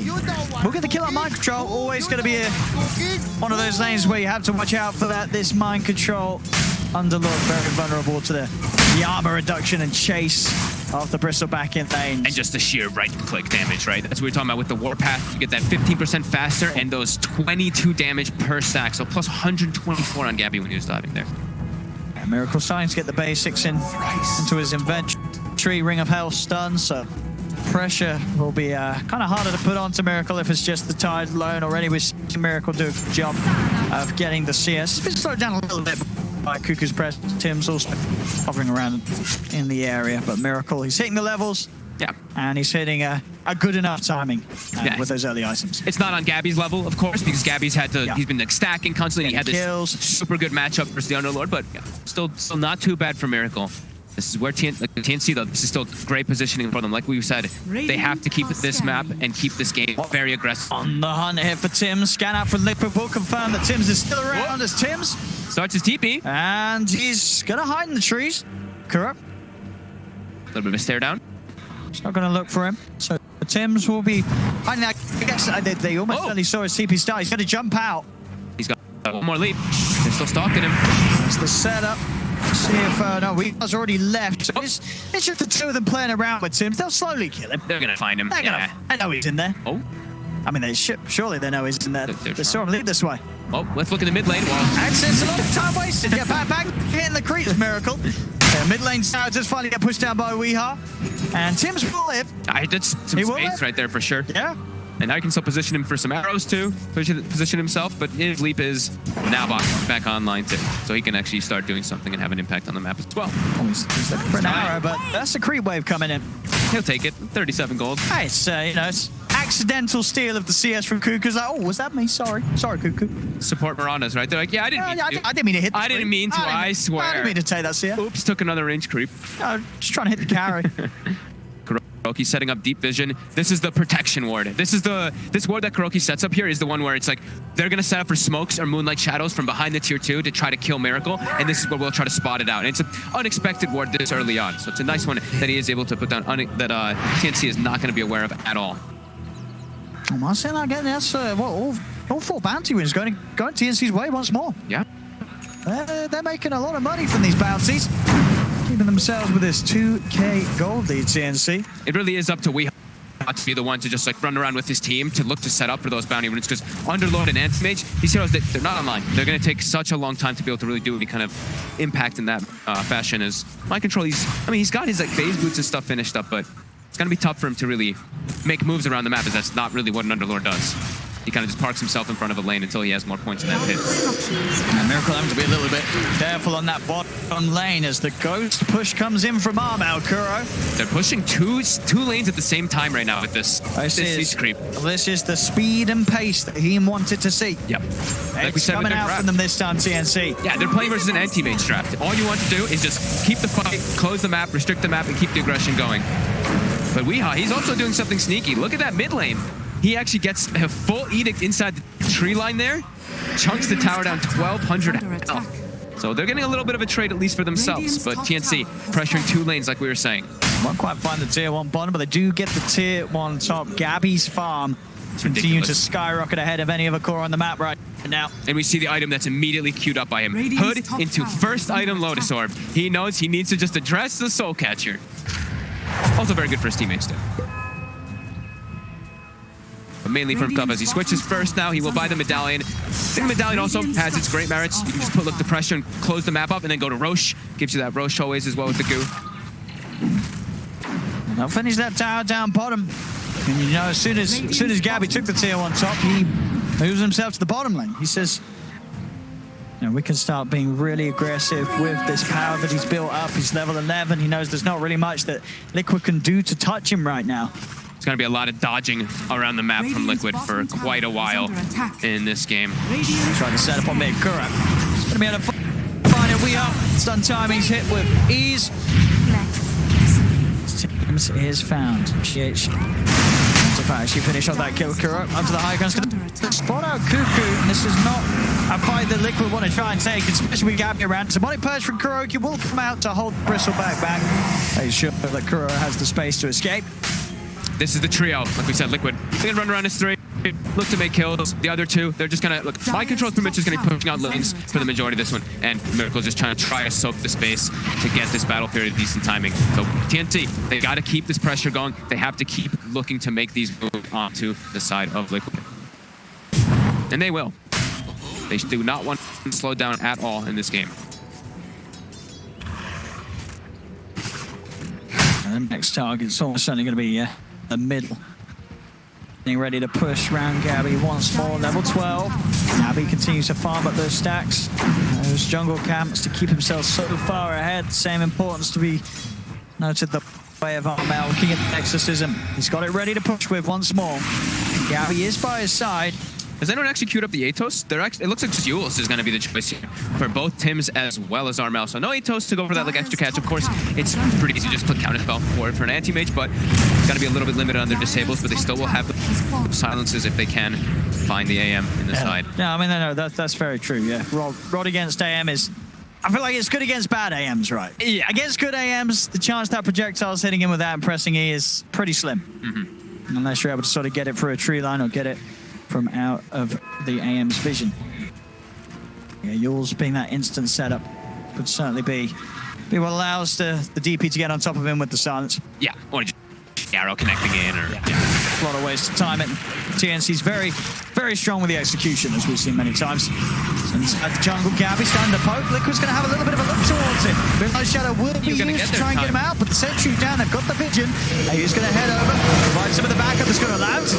And in fact, with Kuko as well, Mind Control's in trouble. They're straight on top of the Underlord. Armel kept just alive in time by that false promise. And he falls so low, but AU there, able to save kind of both of his cores.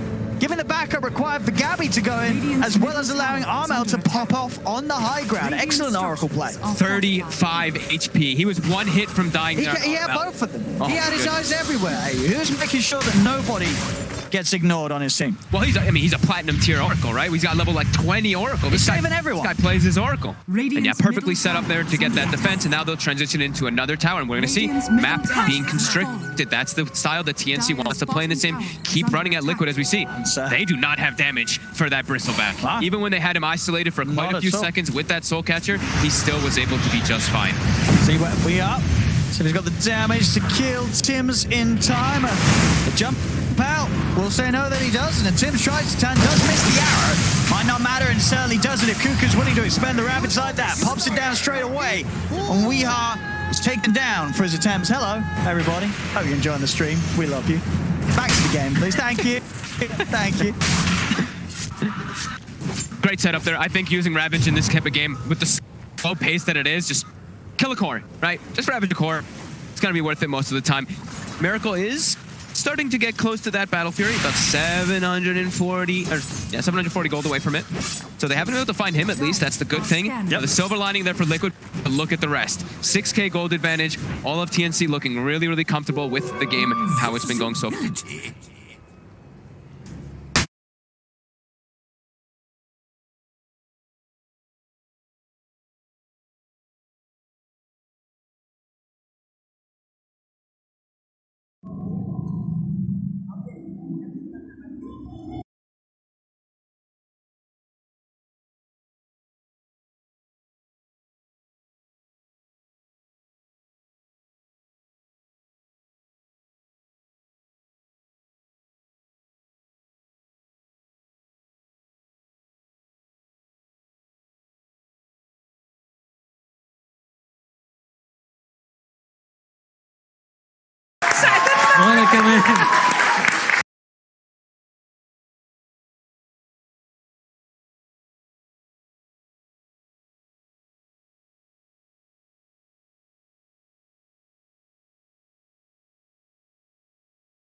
You've got that movement going, you're still in the area, so you can still be caught out by stuns and such, but your body will be propelled to safety. Yeah.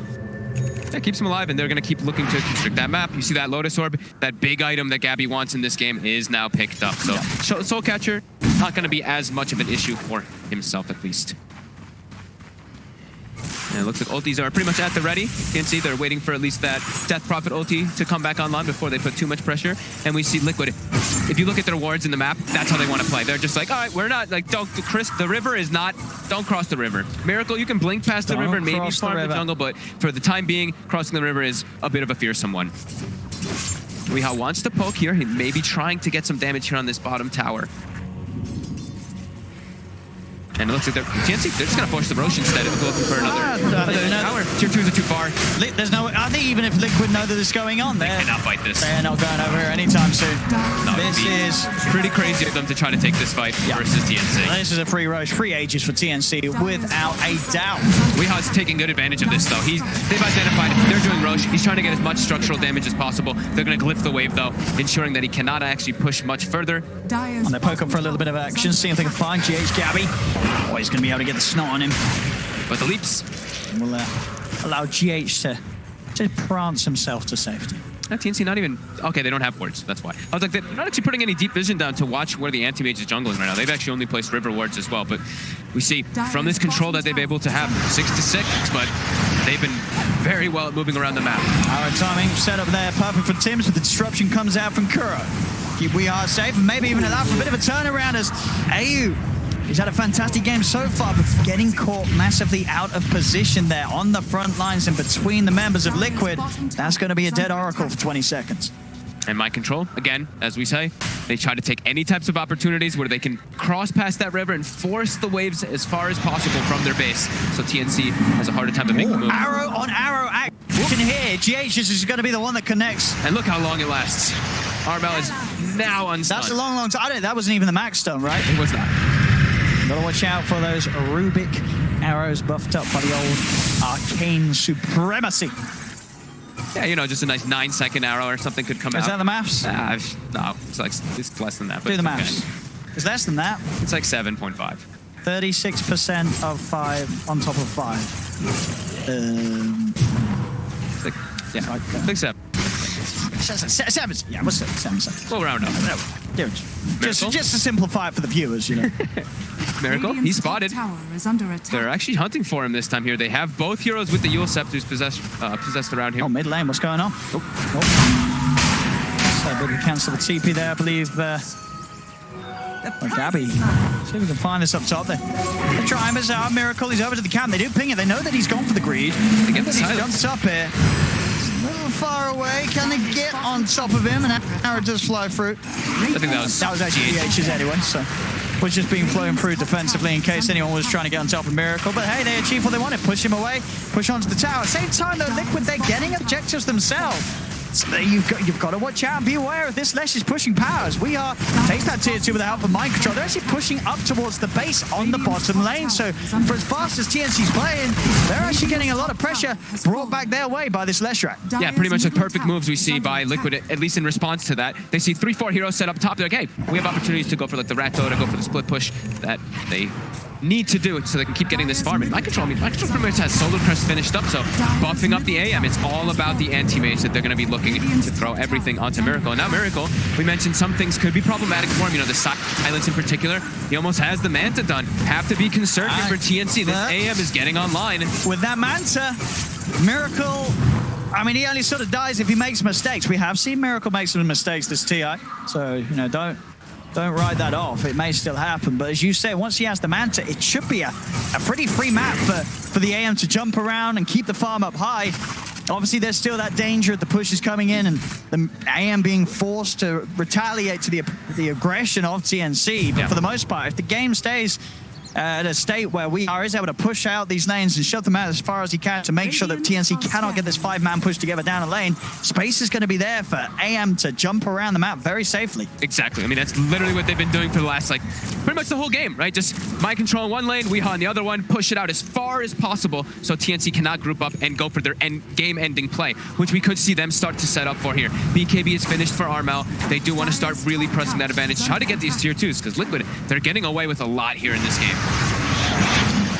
This should be, for the numbers that they have, a very quick kill onto Mind Control. They'll even blow the Ravage for this one. Mind Control found. Arrows out to Kuro in the jungle as they'll get both of the pickups. Instant TP is up top and a jump forward. Tims, he's got the setup for another. Yule's up onto Weehaw, who turn with the Yules onto the tide, but AU's ready to chase, so is Tims. Try and purge up Tims to try and get that root. He won't be able to quite get on top of Weehaw. Arrow's actually going to miss Weehaw with a cheeky sidestep, but TNC, they've got the numbers. 4 of them are up. Another Yules throws him up. Weehaw is surrounded, and they will deal with the push. That threat, that pressure we talked about, both the Underlord and the Leshrac, they're now out of the game. Yep, and now they're just looking to push down the lanes as much more. Gabby was also chasing Miracle around, actually gooing him, and just keep chasing him when he was trying to cut the creep waves. So this is that timing. TNC have to make a lot happen. They cannot allow Anti-Mage to keep up this split push. Anti-Mage Miracle, he is getting close, I'd say, to sort of being able to have a bit of a look into the fights, right? Especially once he has the Skadi, at least a component of it. He's going to have good stats to fight with at this stage. And he just will now expire, but they'll keep the push going, and a tier 2 tower in the mid will fall. TNC take another objective and hold on to that 4K lead. Invisibility. Miracle is farming under vision here. And they actually try to get the setup. Tim's really trying to get some Yules into Arrow set up, but unable to. Miracle, he's soon gonna pass that #1 net worth pretty soon. He is, and he's, you know, at this point where there's 1 tier 2 left to be taken, there's no longer sort of that free money on the map for the push lineup like TNC. The high ground push, that's going to be sort of the next level of difficulty for them. So no longer can they rely on those objectives to keep themselves sort of an item ahead across the cores. The map's going to be open. AM's going to get that farm. Bottom lane, setups there. They'll catch out Tims. Miracle gets himself involved. In fact, he's the one to get the last touch. Level 18 on Miracle, and he has the money for the first ulti orb into that Skadi. Pretty traditional smoke that we see there, right? The smoke from your base to your carry. We see teams do that so often, just trying to set up in case maybe Miracle's going to get ganked or something like that. They make sure to sweep the area, and now they can even keep continuing to transition this into a push. Weehaw, threatening always, and TNC has to respond. Do have all the... If he's not completely isolated. If he's completely isolated, sure, they can look for something, but... Chase setups here. Look for Tims. Timing's going to be off from Weehaw, and that's going to allow the chance for Tims to get out with the moonlight. He'll sneak off in the shadows, and Liquid won't find the kill. Gabby, look at him. He's really trying to get aggressive. They want to catch something here. He has a DD. They get the silence. This is so much physical damage that's coming in. You know, Underlord just gets absolutely shredded. 400 damage right now with this DD rune. The waves, though. Look at Liquid. There's no creeps here, TNC. Bottom lane, top lane, and as you say, the mid lane. Even with no heroes in at the moment, Liquid had already had the momentum covered before that Underlord was chased down. TNC, the pushing is getting a lot harder for them as Liquid are more than able to make sure the creeps are never in position for TNC to take their tempo to the next pace. Weehaw, they want to go for blood here. As they know, they're just getting, Liquid's getting too much time to farm on the map. They really want to catch Weehaw, but that's a boot to travel with a 15 movement speed talent, a 30 movement speed talent as well. No way you're catching this Lash. Super speedy. Just continue to push in the side lanes. Now GH can do his own flip push too with the Starstorm. So he's just clearing out those waves instantly. Definitely feeling concerned for TNC, this anti-mage. Timing is falling down and sort of out of their control for TNC. They're gonna have to do a big miraculous push here with the Aegis and the Cheese and just make sure that AM can't actually fight directly into all 5 heroes, but they have to make sure that they can keep their side lanes pushed in. They're unable to reduce. Oh, the arrow.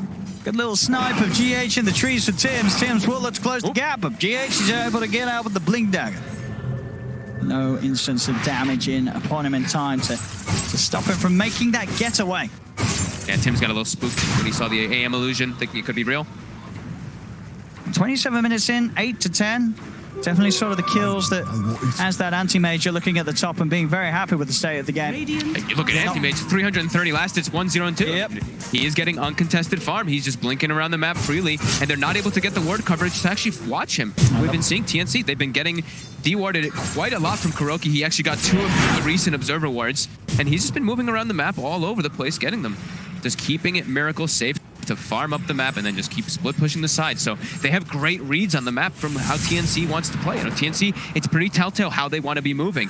Grouping up, going for the push all the time. So just keep split pushing. But that Roche, like we said, the next thing, big on the menu for TNC. And still contesting fights, 5v5 fights from Liquid is still going to be quite difficult. When Exorcism is already popped and they have the front line of the BKBs are there to protect versus the Mana Burn for Armel, as well as, I believe, Gabby also bought a BKB. So I think maybe this is double BKB time. Get Aegis Cheese, end the game for TNC. I think they really want to force the issue here and try to end it before Miracle's able to do any more of the shenanigans. Let's talk about this a bit. Well, He's just picked up a Blink Dagger on the Mirana, so he is just going all in on getting the Blink Yule set up. Catch, yeah. He needs to try to get the one catch. That is what it seems. They have to try to catch the split push somehow, and Tim seems to be thinking this is the best solution before he can get something like a Hex, which is he just queues up immediately right afterwards. So they need other ways to catch this anti-mage's high control. We'll get easily brought down here. Back to being able to grab some of those objectives. Roshan, Cheese on Armel, Aegis on Cappy, and a dead Underlord. Blame Miracle. That actually hits the real one. But the setup with that stun. TP's coming in, but Miracle's already out to the trees and will make the retreat. TNC. It's all about these next few minutes of gameplay. They've got to do something with this Aegis and Cheese top lane. He's trying to fight for this. He is on his own. He does want to look for this sort of solo pick-up potential, but backups in town for Tim. Zay is around, and Weehaw now has to just get out of there. He's just way too speedy. Even with that Blink Dagger, they can't catch up to him. And also, he has BKB the whole time. BKB and TP out would be probably just easy enough for him to get away. Can they get this push together? Both really not letting them every time. Yeah, they're just constantly the side lanes are always pushed onto TNC's half of the map. So they can do this. They can go all in on the middle. But if it's not a massively successful siege attempt, if they don't get sort of the racks, the mid lanes are going to start knocking at their own tier 3s. They have a creep wave in the mid lane. This is what we were saying. This might just be the PG push that they're trying to do here. Exorcism pop. They got the Aghanims, the Cheese, the Aegis. They have to get something taken down here for them. Let's see what they can get. One of the pluses, we did see Tims was able to cancel the TP of Weehaw, so Weehaw can't get out. Weehaw cannot get back. 20 seconds. 20 seconds on the box. They're full split pushing. And they're fighting through the backdoor protection. They're nearly actually getting that tier 3 tower. They won't quite. The rest of Liquid will be able to push them back. They're getting 2 towers here. Yeah, this is the problem. Oh my god. This is the problem, TNC. They weren't able to really get this push together early on, and now it's very vulnerable to these sort of rat plays occurring. Weehaw, he's out with the BKB TP. And the game now in a bit of a worrying state for TNC as the question has, it has to be asked, how TNC missed their timing? It could feel like that at this point. They still have lots of damage that they can deal and go down, but Miracle, how the hell are they going to kill this anti-mage? Now a full BKB finished as well. Uh-oh, TNC. It says it's 50-50 on the win probability.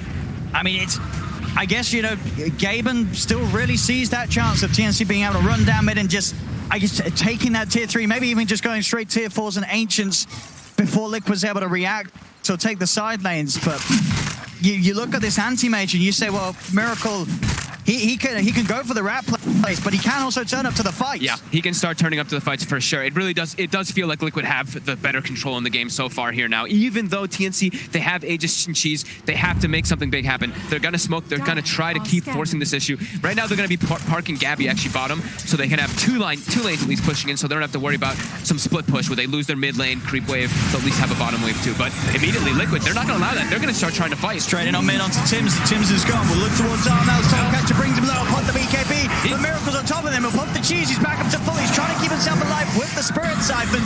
Miracle's just staying on top of the target. It's an end save for Armel. It's going to try and tell him with the silent self-fuel, so he'll get himself up in the air. Healing up the stun down for 3R. BKB's out. False promise will keep Armel alive for a little bit, but the Mana Void's going to do serious amounts of damage. Miracle staying on him. Ravage comes out for Cuckoo. TNC looking for the turnaround, but they've lost Armel. They'll get free hard. Can they get Miracle? He's too tanky and will be easily able to blink back out of the fight. Gabby, he's out of mana, but he's still punching into Kuro. Mind control said, boys, it's time to go home. Kuro's not coming home tonight, though. Will be mind control on his own, rifting away. Miracle straight back into the mid, keeping that pressure on. So the fact that Liquid have lost 2, in fact, he's nearly turning and bringing down Tims and Gabby with him, will finally fall. So they get the 3 kills, TNC, but as you see, they get the kills. The Tims have to buy back. The gold lead is still growing for Liquid.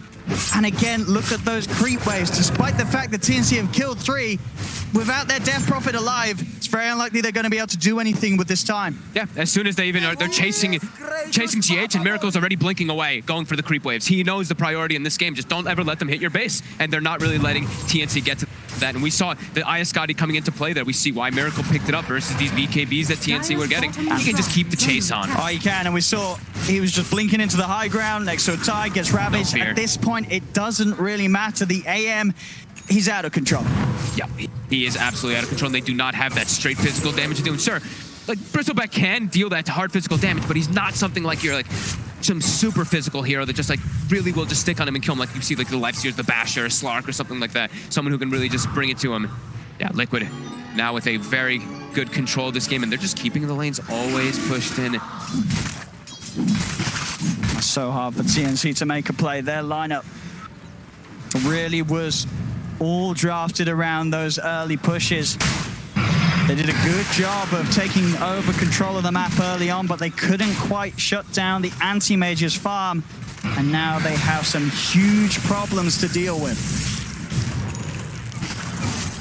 Miracle he's just like, I'm just gonna keep farming. That's all he really needs to do in this game. Keep farming. 2-0-3, almost 500 last hits at this 34-minute mark, and all they want is this game to go late for Liquid.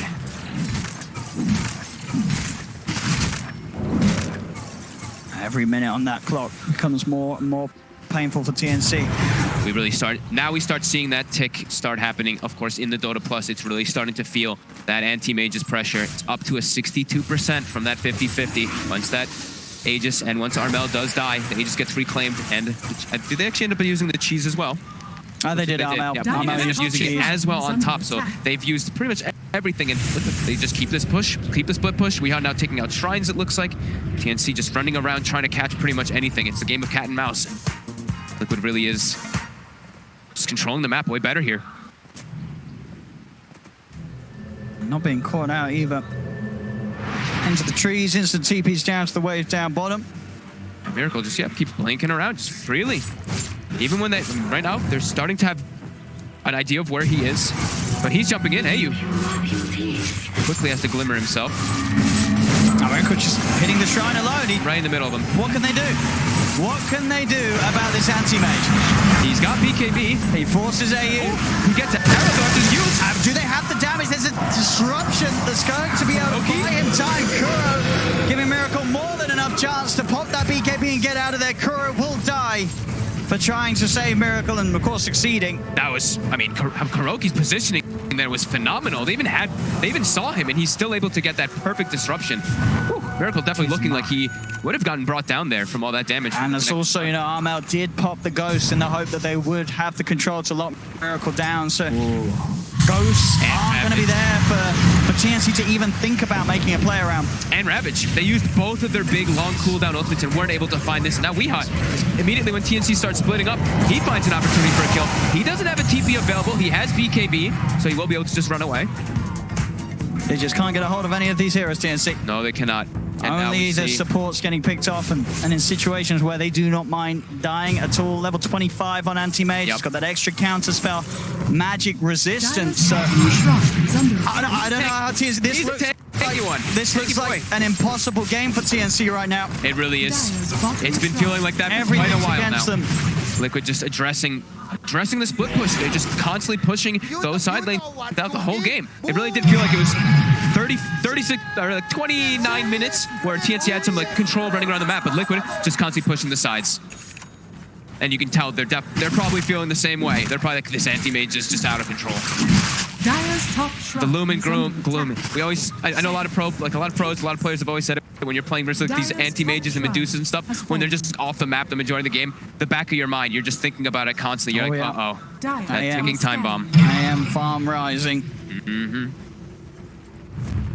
Cuckoo, it's got eyes on him.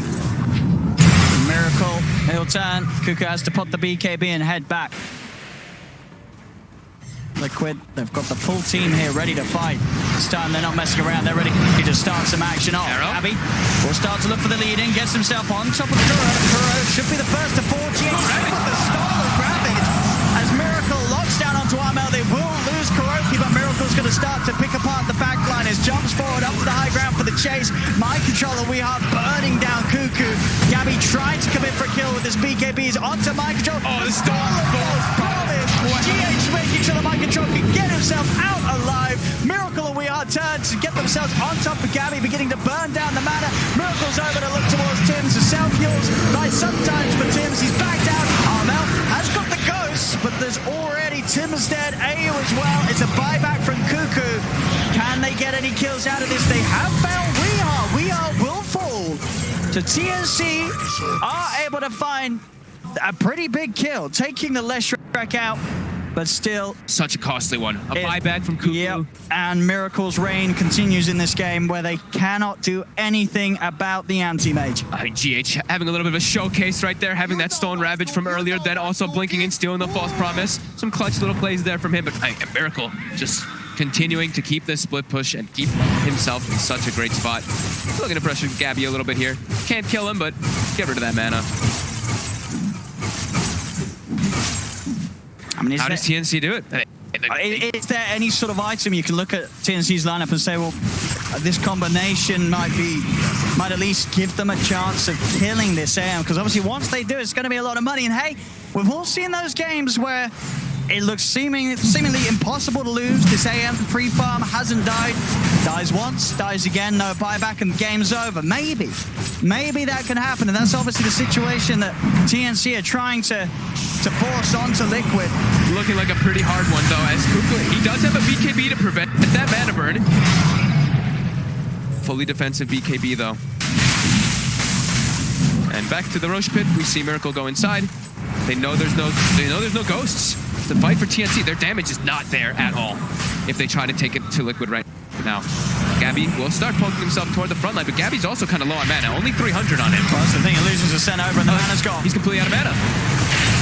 Miracle's dead. Onto Cuckoo, also burns all of his mana. So 2 heroes on TNC have no spells. They're just, they can't offer anything to the fight. Mana is burned. They're held outside. Demonic Purge being as well used to keep him outside of the pit stall. Now will fly through, won't make the connection. Miracle's able to pick up the Aegis. Weehot's able to grab the cheese. They'll get Roshan Liquid, and now they'll look to try and find some of these kills. Armel can't run. Knives Scotty is too much onto him. The arrow connects onto Miracle. They're trying to disengage on TNC, but they can't run. Miracle is just running into the 5 of them. An arrow does come out. Gabby pops his BKB again. The mana gone. Gabby has nothing to fight with. They'll continue the chase. Miracle's in onto AU. A false promise having to be used upon himself to get him out of there. They're very tanky, TNC. They don't die easily, but they are also unable to do anything easily at all. These heroes now Render juice this as Miracle's in. He sees a chance to blow up AU with a Mana Void, and her arrow does come out again. Stolen arrow onto Tims with an extra Arcane Supremacy debuff increase. He has no chance at all. Gabby's in, and as soon as he's in, the mana is out. Miracle just diving past tier 3 onto the support, running down AU, jump forward again. It's a triple kill for Miracle. He's just slowly dismantling TNC and slowly doing his best to take them out of the tournament. There KB popped. He's not going anywhere. Still no fear. There we go. Now he's kind of giving some respect back up. But he knows. I mean, 12K, 13K lead. There is no answer at all, as it seems, for this anti-mage. They'll set up an arrow. They got this one here connected. He has Manta and also has the blink. They won't even be able to touch that Aegis or get near to touching it. I just have no damage for him at all anymore.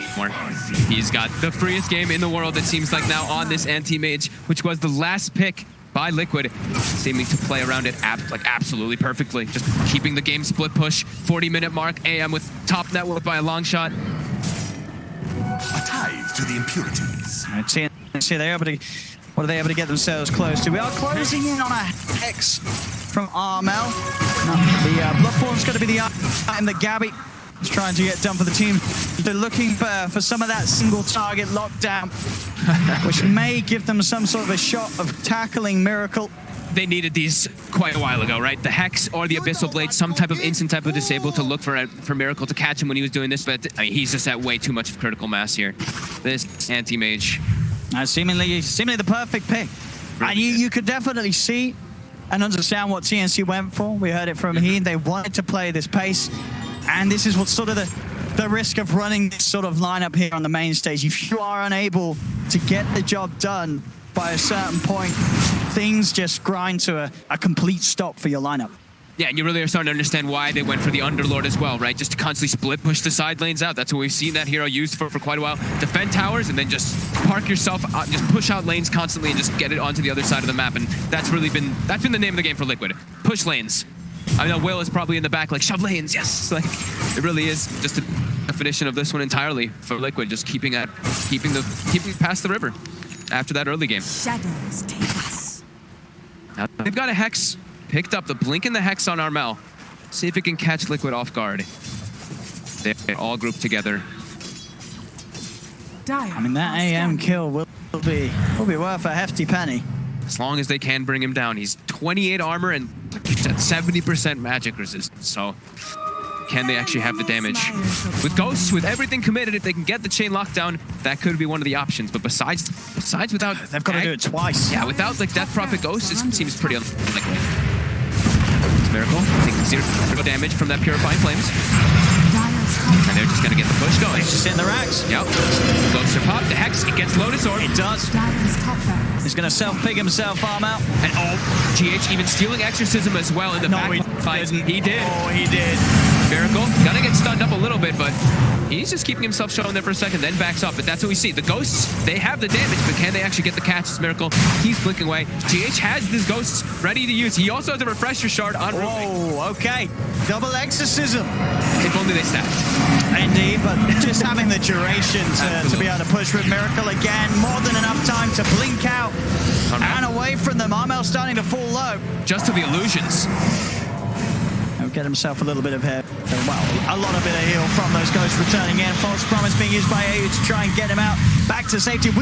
He's just running straight into the midst of them all with a BKB popped up towards the base. Forcing the 5 of them back towards their tier 4. They'll turn, they'll look for We are done full. They're able to kill the Lesh. Anti-mage to the high ground on top of Armel.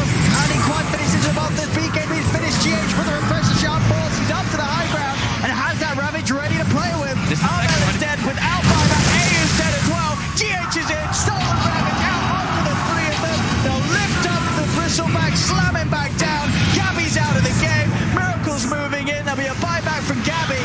Miracle held back by the Yules, but we are just runs down Tims. Tims dead for nearly 2 minutes. Liquid cleaning up another set of racks. There is no hold and seemingly no chance for TNC to turn this one round right now. Gabby, the final hurrah as he'll step forward. Manners burn out. Miracle finishes him off. Godlike on the anti-mage. GG.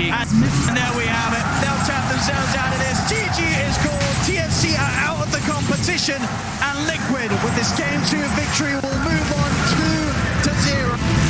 I mean, what a series from Liquid, bringing it back, making it look like, I mean, the group stages we saw from them, they had some tough